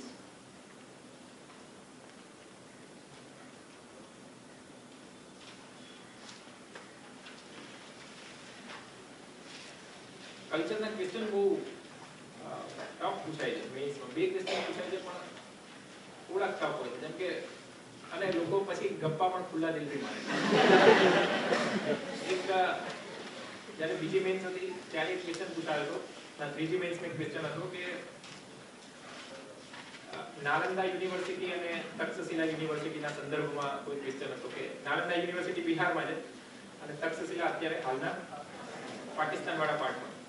એમને એવું લખ્યું હતું કે અત્યારે વર્તમાન સમયમાં નાલંદા યુનિવર્સિટીનું મહત્વ કરતા કે તક્ષશિલાનું મહત્વ ઓછું છે અને નાલંદા યુનિવર્સિટીનું એક્ઝેક્ટ ક્વેશ્ચન મને યાદ નથી, એનું મહત્વ કેમ વધારે છે. એનું એક સિમ્પલ વસ્તુ લોજિક એની પાછળનું એવું હતું કે જે તે સમયે નાલંદા યુનિવર્સિટી હતી એ કેવી હતી, મલ્ટી ડિસિપ્લિનરી અપ્રોચ હતી કે એમાં ખાલી જે ઇન્ડિયન કલ્ચર છે એ ખાલી ઇન્ડિયન કલ્ચર ભણાવવાનું નહોતું આવતું. જેમ કે બુદ્ધ ધર્મને લઈને ભણતા હોય તો બુદ્ધ ધર્મ માટે દક્ષિણ એશિયામાંથી પણ સ્કોલર આવતા હતા, શ્રીલંકામાંથી પણ સ્કોલર આવતા હતા અને એક પ્રકારનું કમ્પેરેટિવ એનાલિસિસ થતું હતું. એટલે શું કહેવાય કે એનું ઇન્ટરનેશનલાઇઝેશન થઈ ગયું. અને જ્યારે જે બીજી યુનિવર્સિટી હતી એનું જે મુખ્ય ફોકસ હતું એ ઇન્ડિયન સ્ટડી ઉપર વધારે હતું. એટલે ઓબ્વિયસલી છે કે જ્યાં આગળ કમ્પેરેટિવ એનાલિસિસ થાય, મલ્ટી ડિસિપ્લિનરી અપ્રોચ હોય એનું મહત્વ થોડું વધારે હતું. અને એના પછી શું થયું કે એ પછી પણ એ જે પ્રથા છે એ પ્રથા યુનિવર્સિટીએ જાળવી રાખીને અત્યારે પણ નાલંદા યુનિવર્સિટી ત્યાં આગળ બને છે. અમર્ત્ય સેનની વચમાં ચર્ચા ચાલતી હતી કે એમના જે વાઇસ ચાન્સેલર છે બનાને એની વાત. તમે વિચાર કરો લોકો મેઇન્સમાં કેવું લખીને આવે છે. આ એક અમે લોકો એક્ઝામ આપીને આવ્યા પછી એક છોકરા એનો તર્ક આપ્યો અને લખીને આવ્યો કે આઝાદી સ્વતંત્રતા પછી નાલંદા યુનિવર્સિટી ભારતમાં આવી અને તક્ષશિલા યુનિવર્સિટી બીજા દેશમાં. હવે ત્યાં સુધી બંને યુનિવર્સિટીનું મહત્વ સમાન હતું. પણ મૂળ એક યુનિવર્સિટી પ્રાચીન ભારતમાં એક સંયુક્ત ભારત સાથે જોડાયેલી હતી. આઝાદી પછી બીજા દેશે કોન્સ્પિરસી હેઠળ, જેમ કે ભારતનું નામ સારું ના થાય એના લીધે એ યુનિવર્સિટી સાથે સંકળાયેલા તમામ દસ્તાવેજોનો નાશ કરી દીધો. એના કારણે એનું જે મહત્વ હતું એ ડિક્લાઇન થવા લાગ્યું. એટલે ખુલ્લા દિલે લોકો આપણને એવું લાગતું હોય કે મેઇન્સમાં તો કેવું લખવાનું આવું પણ લખે. પેપર ચેક કરવા આમાં આપણે ગયા જે પેપર ચેક કરતા હોય એના ઉપર આવે. દેશ છોડી દેવાની ઈચ્છા થાય કે ભાવિ સિવિલ સર્વન્ટ થર્ડ લખો. હિસ્ટ્રીમાં સિલેબસમાં કેટલું છે? સિલેબસમાં છે 1757 થી 1857 ને 1857 થી પછીનું એ રીતનું છે. એટલે એમાં તમારે સ્પેક્ટ્રમ વાંચશો અને જે પેલી જૂની બુક છે ઓલ્ડ એનસીઈઆરટી મોડર્ન ઇન્ડિયા એ વાંચશો ને તો એના જે પહેલા 5 ચેપ્ટર છે એમાં 1757 થી 1857 કવર થઈ જાય છે અને બાકીના ચેપ્ટરમાં 5 થી 13 ચેપ્ટરમાં 1857 પછી. અને હિસ્ટ્રીના ક્વેશ્ચન યુ કેન અપીયર, કારણ કે એટલું બધું હિસ્ટ્રી વાંચેલું હોય છે કે હિસ્ટ્રીના ક્વેશ્ચન અપીયર થઈ શકે. Next India after independence. એટલે એમાં બિપિન ચંદ્ર ઇન્ડિયા આફ્ટર ઇન્ડિપેન્ડન્સ એ બુક જે લોકો ગુજરાતીમાં અપીયર થવાના છે ને એ લોકો એ બુક હિન્દીમાં જ વાંચે, કારણ કે એ ખાલી એ બુક વાંચશો ને તો પણ તમારી વોકેબ્યુલરી બહુ સુધરી જશે. હવે આમાં તમારે કરવાનું શું કે એબીપી ન્યૂઝ ચેનલ વાળાએ લગભગ પ્રધાનમંત્રી કે એવી કોઈ સિરિયલ બહાર પાડી. એ લોકોએ શું કર્યું છે કે બેઠું જે આ બુક છે એ બુકના દરેક ચેપ્ટર પર એક સિરિયલ બનાવી છે. એટલે તમે શું કરજો કે લગભગ 16 કલાકના વિડિયો છે, YouTube પર મળશે. તમે પ્રધાનમંત્રી જે પહેલું બીજું ચેપ્ટર છે આપણી આઝાદીનું અને જે રજવાડાઓનું એકીકરણ થયું એના ઉપર એક સિરિયલ છે, તો પહેલા એ સિરિયલ જોઈ લેજો અને પછી એ ચેપ્ટર વાંચી લેજો. તમને ઇઝીલી યાદ રહી જશે. ડાયરેક્ટ વાંચવા જશો તો બુક બહુ લાંબી પડશે અને સમજાશે નહીં, પણ પેલું વિઝ્યુઅલ જે તમે જોશો અને એમાં સિરિયલમાં જે લોજિકલ રીતે સમજાવ્યું છે જોયા પછી તમે બુક વાંચી લેજો એટલે બહુ સારી રીતે આખી બુક પતી જશે. પણ જોજો ખરા એક વખત. એક બીજી પણ જે સંવિધાન એમાં જે કોન્સ્ટિટ્યુશનલ એસેમ્બલીમાં જે ડિબેટ થઈ છે બતાવી છે, પણ પ્રધાનમંત્રી તમે જ્યારે આ બુક સાથે કરતા હો ત્યારે જોઈ લેજો.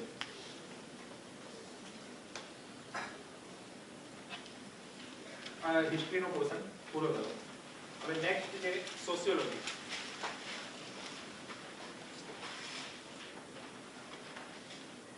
એમાં એક બુક તમારે વાંચવાની છે Indian society and culture.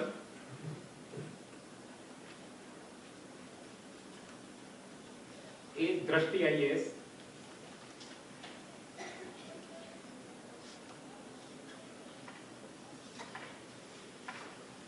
Second Indian society by Yashwant Sinha.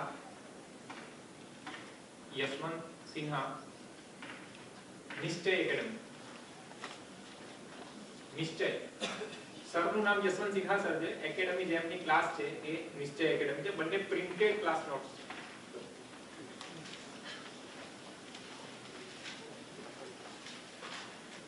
સોસાયટીમાં બંને અને ઇન્ડિયન સોસાયટીમાં શું છે કે તમે જે વસ્તુ સાથે સંકળાયેલા છો એ વસ્તુની તમને ખબર અને સમજ બહુ સારી રીતે હોય.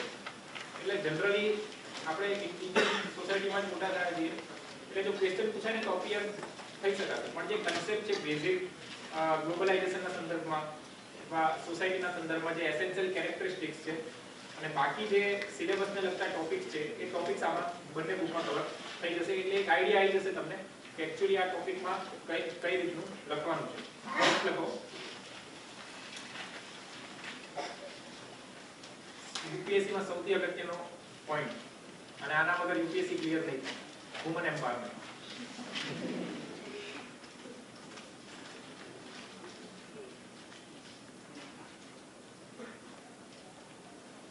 વુમન એમ્પાવરમેન્ટ દરેક જગ્યાએ તમને કામમાં આવશે. એક એસે એવું લખશો નહીં, આ તો ખાલી બોલું છું ક્યાં કામમાં આવશે. એસેમાં લગભગ ફેમિનિઝમ અને વુમન એમ્પાવરમેન્ટના સંદર્ભમાં એક ક્વેશ્ચન હોય છે, અને એક ક્વેશ્ચન એટલે સીધું એક પેપર થઈ ગયું આખું, અડધું પેપર 125 માર્ક. અને બીજું કે એક વખત વુમન એમ્પાવરમેન્ટની જે આઈડિયોલોજી તમને ખ્યાલ હશે તો એની સાથે જે મિથ આજે આપણે ટ્રાય કરીએ કે એટલીસ્ટ એ ટોપિક પતી જાય. કારણ કે એમાં શું થાય છે કે એના સંદર્ભમાં લખવું શું એ ખબર નથી પડતી, અને લખવામાં આવે છે તો બી બહુ બાલિશ લખવામાં આવે છે. એક્ચ્યુઅલ જે ક્રક્સ છે એ ક્રક્સ સમજાતો નથી. એટલે એ આજે આપણે સૌથી પહેલા જોઈ લઈશું. વુમન એમ્પાવરમેન્ટ એ સૌથી પહેલા એસેમાં પૂછાય જ છે. ના પૂછાય તો બી તમે એ એંગલ નાખી દો તો માર્ક્સ ઘણા બધા સારા આવે છે. સેકન્ડ, પહેલા અને બીજા પેપરમાં 4 થી 5 ક્વેશ્ચન વુમન એમ્પાવરમેન્ટના સંદર્ભમાં પૂછાય છે. જેમ કે પહેલા મેન્સમાં હતું કે ભારતીય સમાજમાં અર્બન અને જે રૂરલ લેડી છે એનું કંઈક એક્સપ્લેનેશન હતું. એની પહેલા એક એસે પૂછાઈ ગયો હતો કે ઓફિસમાં કામ કરતી મહિલાઓની સ્થિતિ આજે. એટલે વુમન એમ્પાવરમેન્ટ લગભગ નહીં ને 300 માર્ક જેટલું હોય છે ટોટલ. વુમનના સંદર્ભમાં જે ક્વેશ્ચન હોય છે 300 માર્ક જેટલા હોય છે. એટલે જ્યાં સુધી તમે વુમન એમ્પાવરમેન્ટ નહીં કરો ત્યાં સુધી યુપીએસસીમાં માર્ક્સ ઓછા આવશે. એટલે પ્રેક્ટિકલ ને થિયોરેટિકલ બંને રીતે તમારે આ દિશામાં આગળ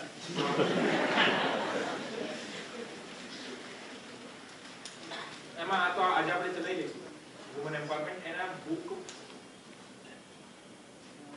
વુમન એમ્પાવરમેન્ટ જોઈએ. ક્લાસ નોટ્સ મારી પણ લાસ્ટ ટાઈમની પડી હશે, આજે આપણે બહુ ડિટેલમાં જોઈ લઈશું. નેક્સ્ટ લખો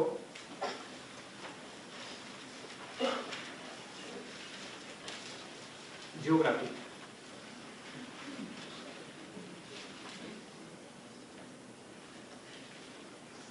જીઓગ્રાફીમાં 3 વસ્તુ પૂછાય છે. એક તો એન્વાયરમેન્ટ, એક ફ્લોરા. ખાલી સાંભળી દો, બુક લિસ્ટ નથી લખો હમણાં તો કીધું બહુ લખવાનું નહીં. ફ્લોરા એન્ડ ફોના જે એન્વાયરમેન્ટના સંદર્ભમાં કઈ રીતે ઇફેક્ટ થાય છે એ છે. એક છે ડિસ્ટ્રીબ્યુશન ઓફ રિસોર્સિસ સાઉથ એશિયાના સંદર્ભમાં, બરાબર, primary, tertiary and secondary activity. અને એક છે ફિઝિકલ જીઓગ્રાફી. આમાં શું છે કે જે ફિઝિકલ જીઓગ્રાફી વાળું તમારો પોર્શન છે એ પોર્શન તમારો પ્રિલિમ્સમાં કવર થઈ ગયો. એમાં ઇન્ડિયનની ફિઝિકલ જીઓગ્રાફી અને world geography. Resources of distribution માટે ક્યાંથી વાંચવાનું? એના માટે ટાટા મેકગ્રો-હિલની જે જીઓગ્રાફીની બુક છે એક 1200 પાનાની છે. એમાં 200 પેજનું એક મોડ્યુલ છે. એક મોડ્યુલ છે એમાં 200 પેજનું. એમાં distribution of resources in India and South Asia એ આખું ચેપ્ટર જ આપેલું છે. અને પ્રાઇમરી એક્ટિવિટી, સેકન્ડરી એક્ટિવિટી અને ટર્શરી એક્ટિવિટી એ રીતે આખું જે રીતનો સિલેબસ છે એ રીતનું લોકોએ બાયફર્કેશન કરેલું છે. એટલે એ ટોપિક માટે લખો. જે ફિઝિકલ જીઓગ્રાફી વાળો ટોપિક છે એ ટોપિક તમારો કવર થઈ ગયો પ્રિલિમ્સમાં. ડિસ્ટ્રીબ્યુશન ઓફ રિસોર્સિસ તમારે શેમાંથી કરવાના છે? ટાટા મેકગ્રો-હિલનું આજે આખી બુક નથી વાંચવાની, ખાલી એ 200 પેજનું મોડ્યુલ જ તમારે વાંચવાનું છે. અને જે એન્વાયરમેન્ટ વાળું પોર્શન છે એ આ ટોપિકને આપણે પેપર 3 માં અલગથી આખો એન્વાયરમેન્ટનો ટોપિક એની સાથે કનેક્ટ કરીશું. એટલે એમાં લખી દો એન્વાયરમેન્ટ વાળું પેપર 3 સાથે કનેક્ટ થઈ જશે. અને જીઓગ્રાફીને તમે મિસ આમાં ના કરતા એટલીસ્ટ મેઇન માટે, કારણ કે લગભગ 7 થી 8 ક્વેશ્ચન પૂછાય છે. 7-8 ક્વેશ્ચન એટલે 70-80 માર્ક્સ છે. અને એમાં પણ જે ડિસ્ટ્રીબ્યુશન ઓફ રિસોર્સિસ છે એમાંથી 3-4 ક્વેશ્ચન પૂછાય છે. 3-4 ક્વેશ્ચન વર્લ્ડ જીઓગ્રાફીમાંથી પૂછાય છે અને એક ક્વેશ્ચન એન્વાયરમેન્ટના સંદર્ભમાં પૂછાય છે. હવે લખો પેપર 2.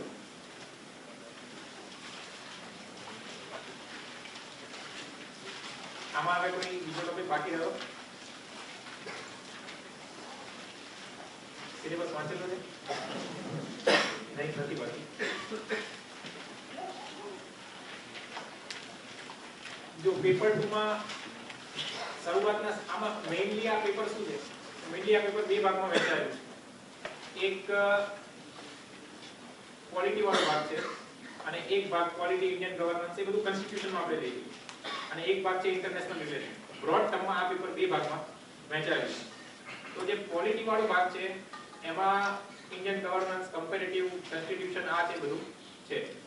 તો એમાં બ્રોડ ટર્મમાં જે મોટાભાગની વસ્તુઓ જે શું છે, ગવર્નન્સ, પબ્લિક એડમિનિસ્ટ્રેશન અને કોન્સ્ટિટ્યુશન.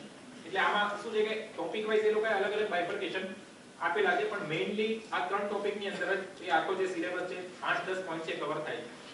એટલે એમાં પોલિસી તો તમારે વાંચવાની જ છે. બીજું ઉનિયલ આઈએએસ ની 3 બુક છે. પબ્લિક એડમિનિસ્ટ્રેશન જે સબ્જેક્ટ છે, કોઈને પબ્લિક એડમિનિસ્ટ્રેશન સબ્જેક્ટ હશે તમને ખબર હશે કે પબ્લિક એડમિનિસ્ટ્રેશન નું જે પેપર 2 છે એ આખું આપણે GS2 નો સિલેબસ છે, લગભગ 90 થી 95%. એટલે ઉનિયલ આઈએએસ નું મટીરીયલ છે, એમાં પબ્લિક એડમિનિસ્ટ્રેશન ના પેપર 2 ની 3 બુક છે. એ 3 બુક તમારે વાંચવાની છે. એક ક્લાસ નોટ્સ છે, હેન્ડ રિટન નોટ્સ છે. હવે આ એમાં શરૂઆતના જે ચેપ્ટર છે મૌર્ય શાસન ને આમ તેમ બધું તમે નીકાળી નાખજો. જ્યાંથી લગભગ પહેલું ચેપ્ટર નથી વાંચવાનું, પહેલી નોટ્સમાં બીજા ચેપ્ટરમાં શરૂઆત થાય છે સંવિધાન, બરાબર, કોન્સ્ટિટ્યુશનલિઝમ, એનાથી શરૂઆત થાય છે. એ ત્યાંથી તમારે વાંચવાનું છે. એટલે જોઈ લેજો, આખે આખું પબ્લિકનું પેપર 2 ના કરી, જે GS ના ટોપિકો એ તમારે વાંચવાના છે. હવે આ બુક અથવા આ ક્લાસ નોટ વાંચવાનું તમને કેમ કહું?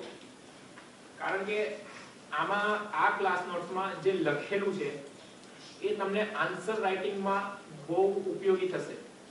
કઈ રીતે વાર્તા ના કરવી અને ટૂંકા શબ્દોમાં જે ગુડ મીનિંગ કહેવાય અથવા લાંબો મીનિંગ કહેવાય એ તમારે રિફ્લેક્ટ કરવો હોય તો કઈ રીતે કરવો એ તમને આ ક્લાસ નોટ્સ વાંચ્યા પછી ખબર પડશે.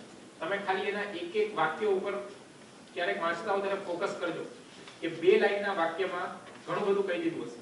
ધારો કે પ્રાઇમ મિનિસ્ટર ઓફિસ વિશે કીધું હશે તો 2 લાઈનના વાક્યમાં તમને એવું લાગશે કે પ્રાઇમ મિનિસ્ટર ઓફિસમાં કોઈ ઇતિહાસ કહી દીધું, બરાબર. આપણે લખવા બેસીએ તો પ્રાઇમ મિનિસ્ટર ઓફિસનો ઇતિહાસ લખવાનો હોય તો આપણે 10-12 લાઈન થશે. એમને 2 જ વાક્યમાં જે કહેવાનું છે કહી દીધું છે. પેપર ચેકરને સમજાઈ જશે કે ભાઈ આને પ્રાઇમ મિનિસ્ટર ઓફિસનું જે હાર્દ કહેવાય, હવે એનો કન્સેપ્ટ છે ને ખબર પડે. એટલે આ બુક વાંચવા પર ફોકસ એટલા માટે કરું છું કે ટોપિક્સ તમારા બધા કવર થઈ જશે અને ટોપિક્સ કરતા પણ વધારે જે બેનિફિટ છે, બેનિફિટ તમને આન્સર રાઇટિંગમાં ઘણો બધો થશે. પણ આ બી હિન્દી મીડિયમમાં છે. ઇંગ્લિશ મીડિયમ વાળા પવન કુમાર બંસલ સરનું મટીરીયલ વાંચી લે. એ પણ 3 જ બુક છે. પબ્લિક એડમિનિસ્ટ્રેશનનું પેપર 2 નું મટીરીયલ પવન કુમાર બંસલનું એ ઇંગ્લિશમાં છે. ટોટલ 3 મોડ્યુલ છે.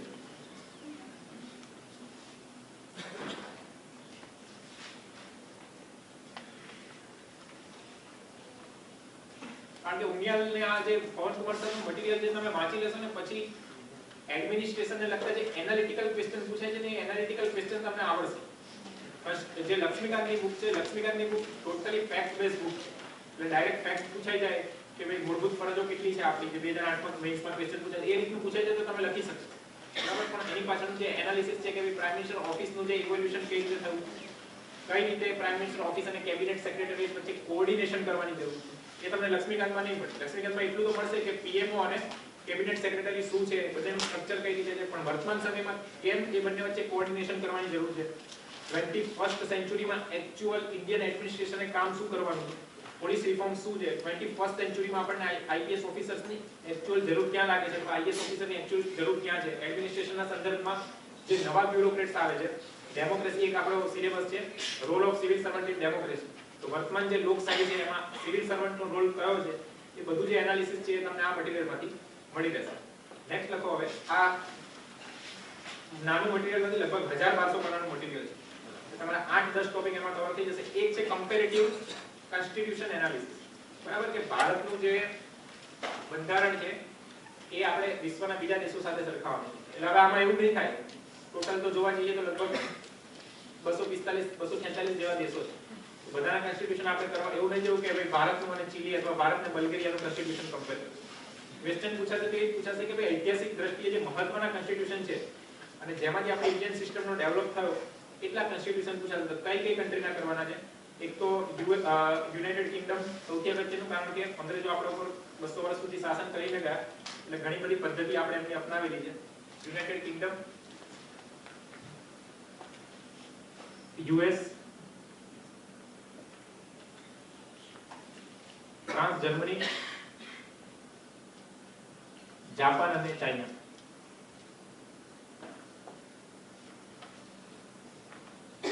આ ટોપિક ક્યાંથી કરવા? તમને ખબર હોય કે 2010 સુધી શું હતું, પ્રિલિમ્સ માં જીએસ નું પેપર હતું અને એક ઓપ્શનલ નું પેપર હતું. ત્યારે લક્ષ્મીકાંતની પબ્લિક એડમિનિસ્ટ્રેશન ના પ્રિલિમ્સ માટે એક બુક હતી. એ બુકમાં ચેપ્ટર નંબર 6, એ ચેપ્ટર નંબર 6 લગભગ 15-20 પાનાનું જે વાંચી લેજો. એમાં આપણે જે મેં કન્ટ્રી લખાયા એ કન્ટ્રીનું ભારતના કોન્સ્ટિટ્યુશન સાથે કમ્પેરેટિવ એનાલિસિસ આપ્યું છે. 10 એક પાના છે.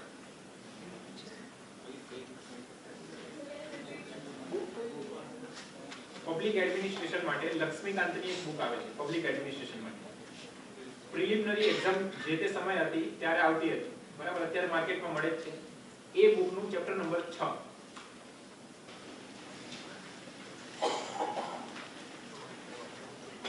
મંજેશ કુમાર સર, MANJES મંજેશ કુમાર સરનું મટીરીયલ. એ દિલ્હીમાં જે AIS છે એની ફેકલ્ટી છે અને કમ્પેરેટિવ એનાલિસિસ એમને અહીંયા 10 કલાકમાં કરાવડાવ્યું.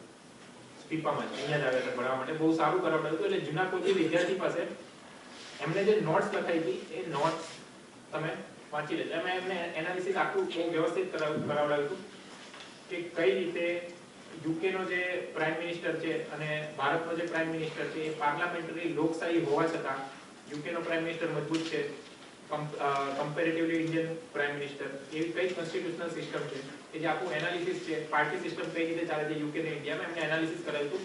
એ ક્લાસ નોટ્સ તમે વાંચી લેજો. એમને 10 કલાક અહીંયા આગળ જ લેક્ચર લીધા હતા. લગભગ તમને મળી જશે અહીંયાથી જ મળી જશે. એટલે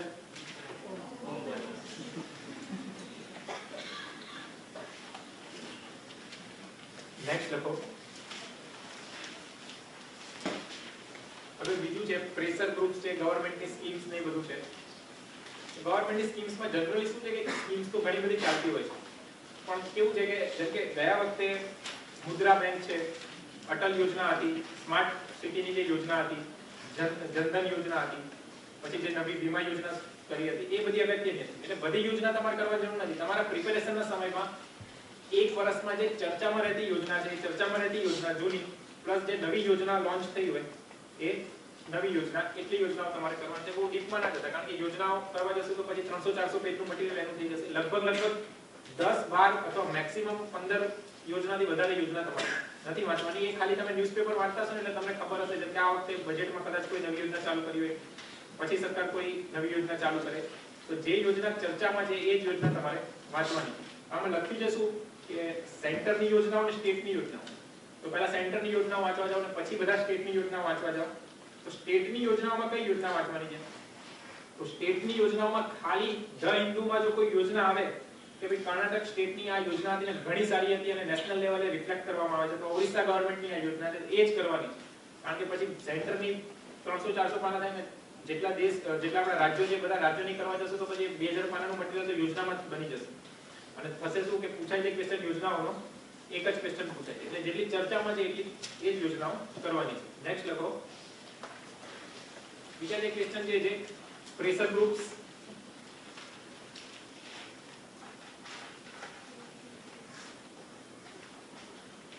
અને સેલ્ફ હેલ્પ ગ્રુપ ને બધા ટોપિક છે. એના માટે તમે લખો કે જીકે ટુડે નું જે મેઇન્સ નું મોડ્યુલ છે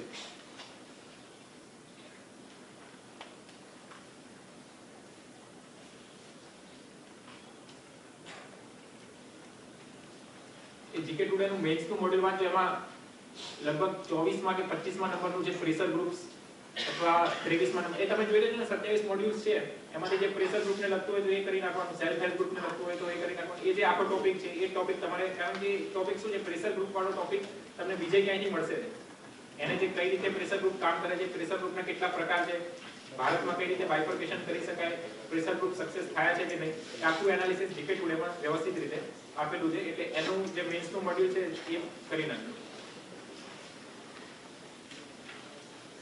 નેક્સ્ટ લખો international relation.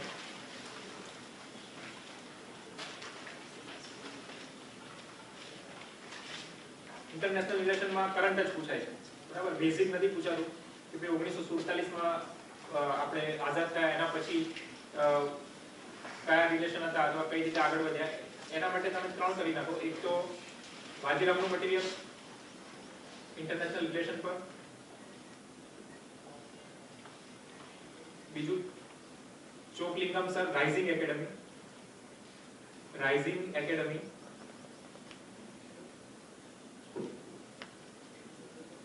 ચોકલિંગમ sir rising academy, અને થર્ડ લખો શરદ ત્રિપાઠી સર ALS, શરદ ત્રિપાઠી સરનું મટીરીયલ ALS.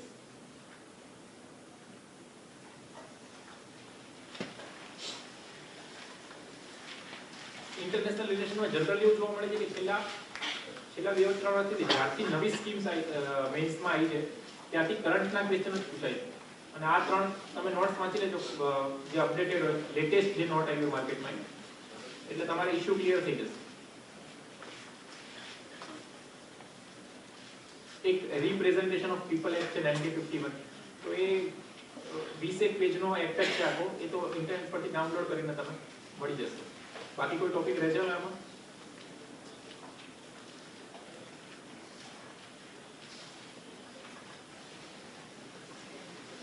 આમાં એક છે ડાયસ્પોરા.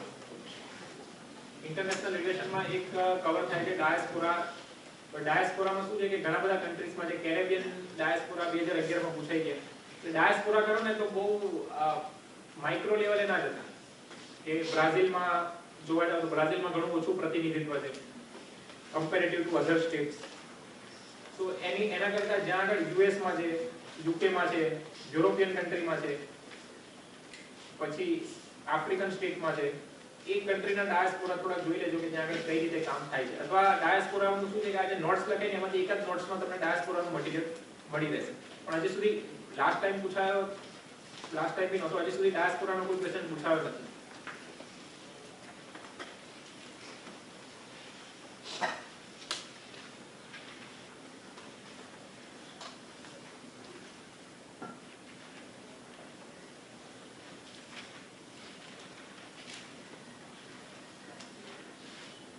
હવે લખો પેપર 3.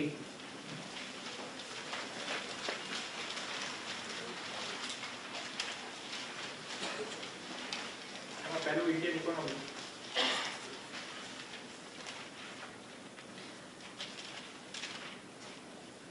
ઇન્ડિયન ઇકોનોમીમાં મૃણાલ સરનું જે પ્રિલિમ્સમાં લખાવ્યું એ તો વાંચવાનું જ છે એઝ ઇટ ઇઝ. પ્લસ આમાં નવું શું કરવાનું છે, દત્ત એન્ડ સુંદરમ એક બુક આવે છે, બરાબર? એ બુક 1200 પાનાની છે.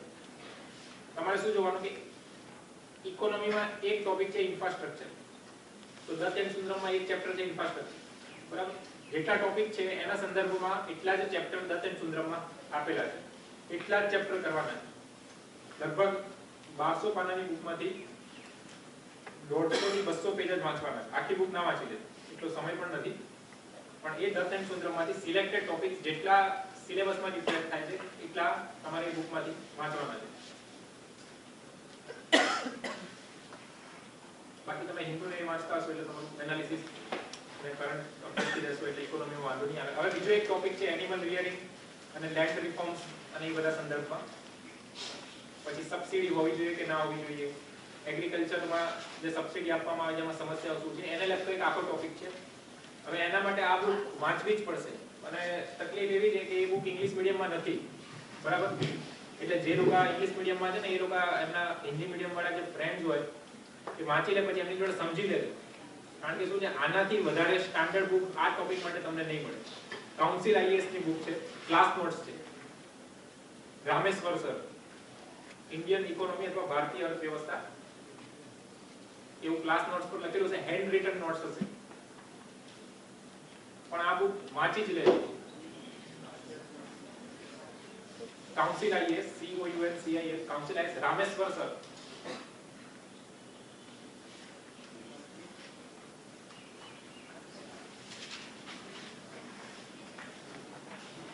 એમાં તમારે લેન્ડ રિફોર્મ્સ છે, એગ્રીકલ્ચર સબસિડી છે, ફૂડ પ્રોસેસિંગ છે, ઇકોનોમિક્સ ઓફ એનિમલ રિયરિંગ છે, ઇન્ફ્લેશનને લગતા મુદ્દા છે, પછી ડિફરન્ટ ઇકોનોમિક મોડેલ્સ છે, બરાબર?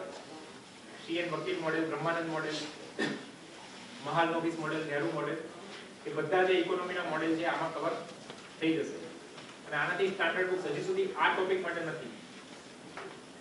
એટલે આ તો મસ્ટ જે સ્ટાર કરી દેજો. પેપર 3 ની તૈયારી શરૂ કરવા એની પહેલા આ બુક વાંચી દેજો. અને ટોપિક્સ આ બુકમાં શું છે કે આ જે જનરલી ઇન્ડિયન ઇકોનોમી કેવો જે ટ્રેડિશનલ ટોપિક છે અને આ બધા નવા ટોપિક છે. એટલે જ્યારે પેપર કાઢવા વાળા છે નવા ટોપિક પર પણ વધારે ફોકસ કરે. એટલે આ ટોપિક પર ક્વેશ્ચન બી 7-8 પૂછાય. એટલે આ બુકનું મહત્વ લગભગ 70-80 માર્ક જેટલું થશે. બહુ નાની બુક છે, 200 પાના કરતાં વધારે નથી, પણ એની ડેપ્થ છે એ ડેપ્થ બહુ વધારે છે. એમાં શું છે એક એક વાક્ય જે લખેલું છે એ સમજતા ઘણી વાર લાગશે. થર્ડ લખો સાયન્સ એન્ડ ટેકનોલોજી. જો સાયન્સ એન્ડ ટેકનોલોજીમાં યુપીએસસી મેન્સમાં કઈ રીતે ક્વેશ્ચન પૂછે છે, બહુ હાઈફાઈ ટેકનોલોજી લોકો નથી પૂછતા. ધારો કે નેચર મેગેઝિનમાં કોઈ પ્રકાશિત થઈ હોય અથવા સાયન્સ મેગેઝિનમાં પ્રકાશિત થઈ હોય, એમાં ટ્રેન્ડ બે પ્રકારનો જોવા મળે છે. એકાદ ક્વેશ્ચન એવો પૂછાય છે કે જે ટેકનોલોજી બહુ વધારે ચર્ચામાં હોય, કે 3D પ્રિન્ટિંગ છે, બરાબર, નેનો ટેકનોલોજી છે. એકાદ ક્વેશ્ચન એ રીતે પૂછાય છે જે તમે બેઝિક વાંચશો ને બેઝિકમાં કવર થઈ જશે, અથવા ઇનસાઇટનું કમ્પાઇલેશન વાંચશો ને એમાં કવર થઈ જશે. અને એકાદ ક્વેશ્ચન એવો પૂછાય છે કે સોશિયલ ટેકનોલોજીના સંદર્ભમાં પૂછાય છે. સોશિયલ ટેકનોલોજી એટલે શું કે ભાઈ એ ટેકનોલોજી માસ વર્ક માટે, બરાબર, જે મીડિયમ ક્લાસ છે અથવા બિલો પોવર્ટી લાઈન છે એમના માટે જે ટેકનોલોજીની શોધ કરવામાં આવે છે એના વિશે પૂછાય છે. ધારો કે કોઈ નવા પ્રકારનો કોઈ બેક્ટેરિયા શોધાયો હોય અને એનાથી કેન્સરમાં ભવિષ્યમાં ફાયદો થશે, તો અને બહુ લેટેસ્ટ ટેકનોલોજી હોય અને બહુ હાઈફાઈ ટેકનોલોજી હોય તો એના પર ફોકસ નથી કરતા, બરાબર. પણ કોઈ એવી ટેકનોલોજી છે એના કરતા, અથવા ક્યારેક એના સંદર્ભમાં જનરલ ક્વેશ્ચન બી પૂછી નાખે છે કે ભાઈ ઇન્ડિયન ટેકનોલોજી છે તો ઇન્ડિયન ટેકનોલોજી ઇનોવેશનના સંદર્ભમાં એનું મહત્વ શું છે. જે બીજી 2014માં ક્વેશ્ચન હતો એ આખો ટેકનોલોજીના સંદર્ભમાં કોઈ સ્પેસિફિક ક્વેશ્ચન નહોતો પૂછ્યો. સાયન્સ એન્ડ ટેકનોલોજી ને ઇનોવેશન પોલિસી છે એના સંદર્ભમાં પૂછી નાખે. એટલે જે આપણી સાયન્સ ટેકનોલોજી ની ઇનોવેશન પોલિસી છે 2013, એ બી તમે વાંચી લેજો આ ક્વેશ્ચનના સંદર્ભમાં.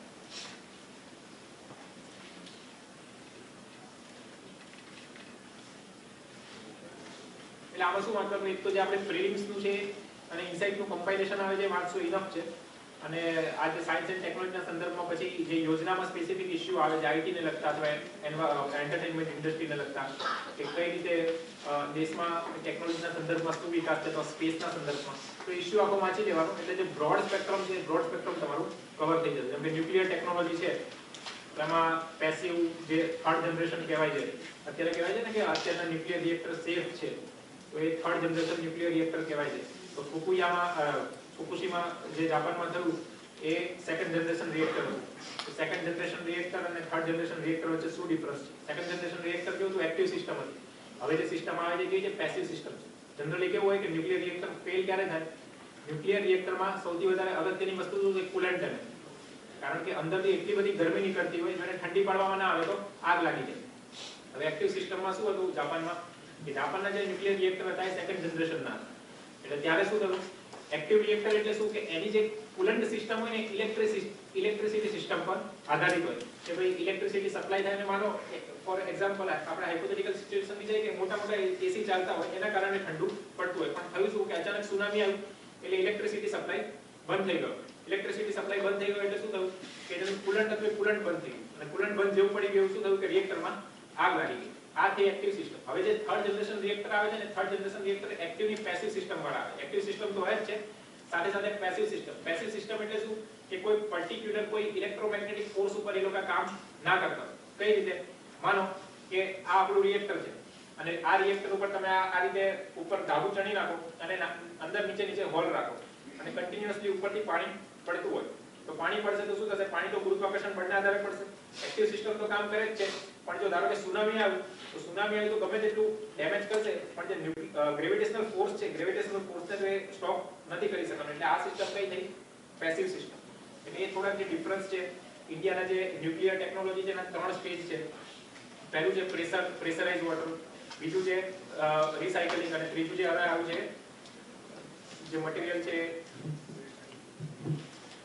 ન્યુક્લિયર રિએક્ટરમાં જે પેલું યુરેનિયમ સિવાય બીજું જે મટીરીયલ અત્યારે વપરાય છે થોરિયમનો જથ્થો ઘણો મળે છે. તો આપણી જે 3 સાયકલ છે, 3 સાયકલ કઈ રીતે કામ કરે છે, બરાબર.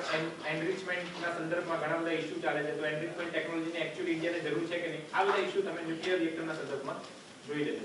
Next, environment.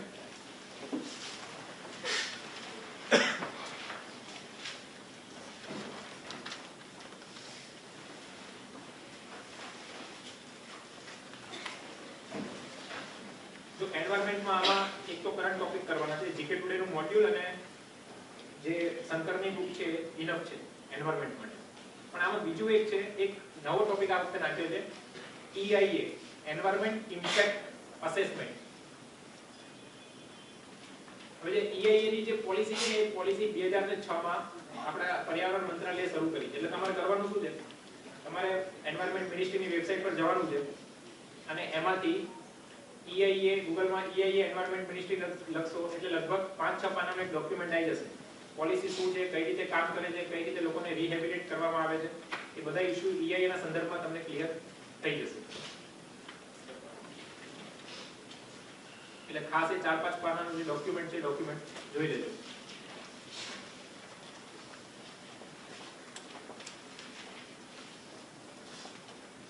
નેક્સ્ટ લખો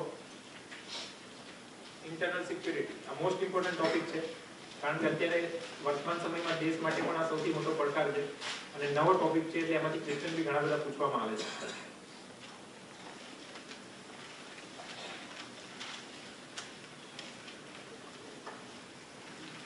એમાં પહેલું લખો બાજીરાવનું મટીરીયલ ઇન્ટરનલ સિક્યુરિટી પર.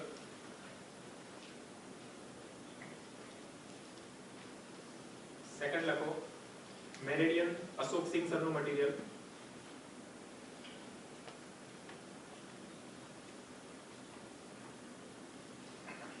અને થર્ડ લખો IDSA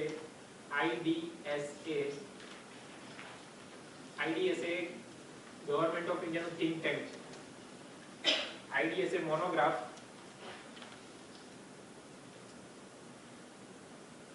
એટલે શું, એક જ વ્યક્તિએ લખેલો monograph on India's internal security challenges.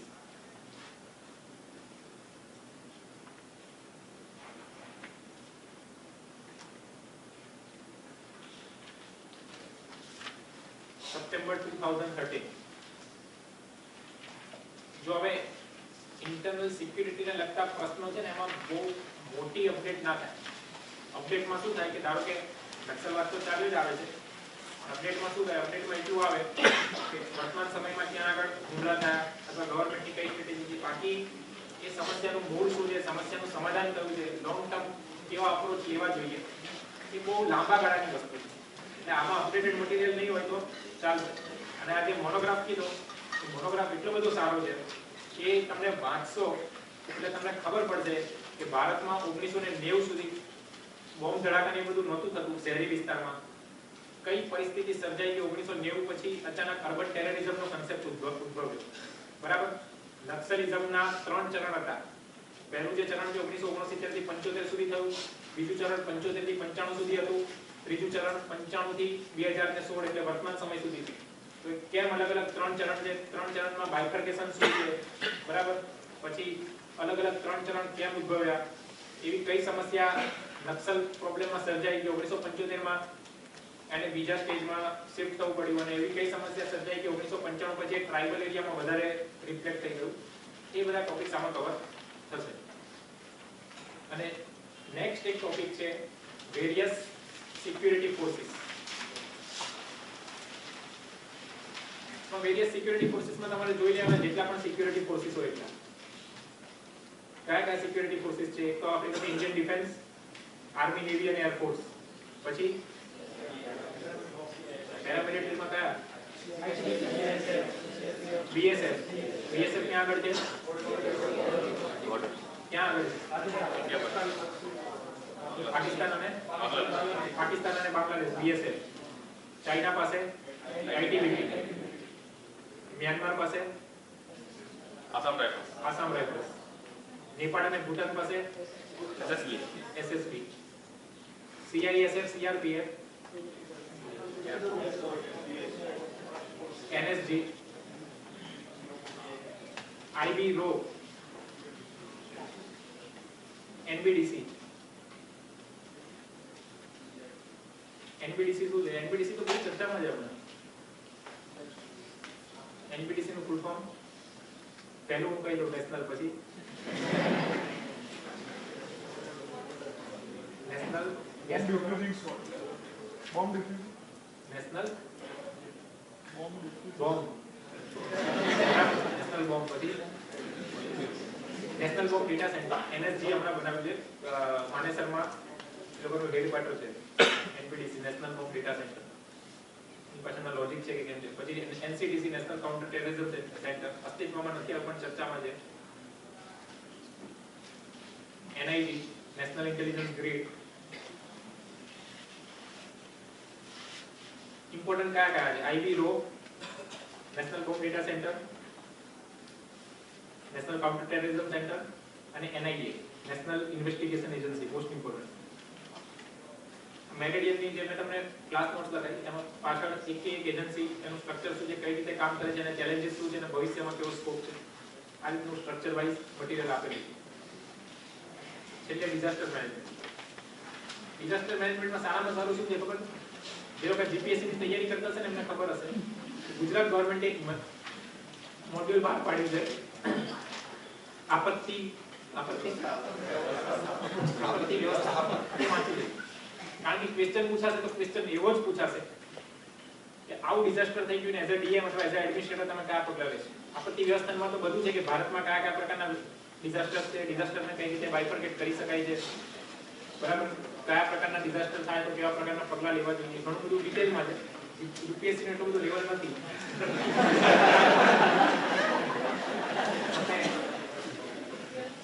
એડમિનિસ્ટ્રેટરનો as a administrator એમાં શું છે કે એની 5 સ્ટેજ સ્ટ્રેટેજી છે. ચરણ 1, ચરણ 2 કે ભાઈ ડિઝાસ્ટર પહેલા શું પ્રિપેર કરશો, ડિઝાસ્ટર થાય ત્યારે શું કરશો, પછી શું કરશો અને ઇવેલ્યુએશન કરશો. તો એ ગ્રાફ માઇન્ડમાં દોરી રાખવાનો. જેવું ડિઝાસ્ટર દેખાય એટલે નાખી જ દેવાનું.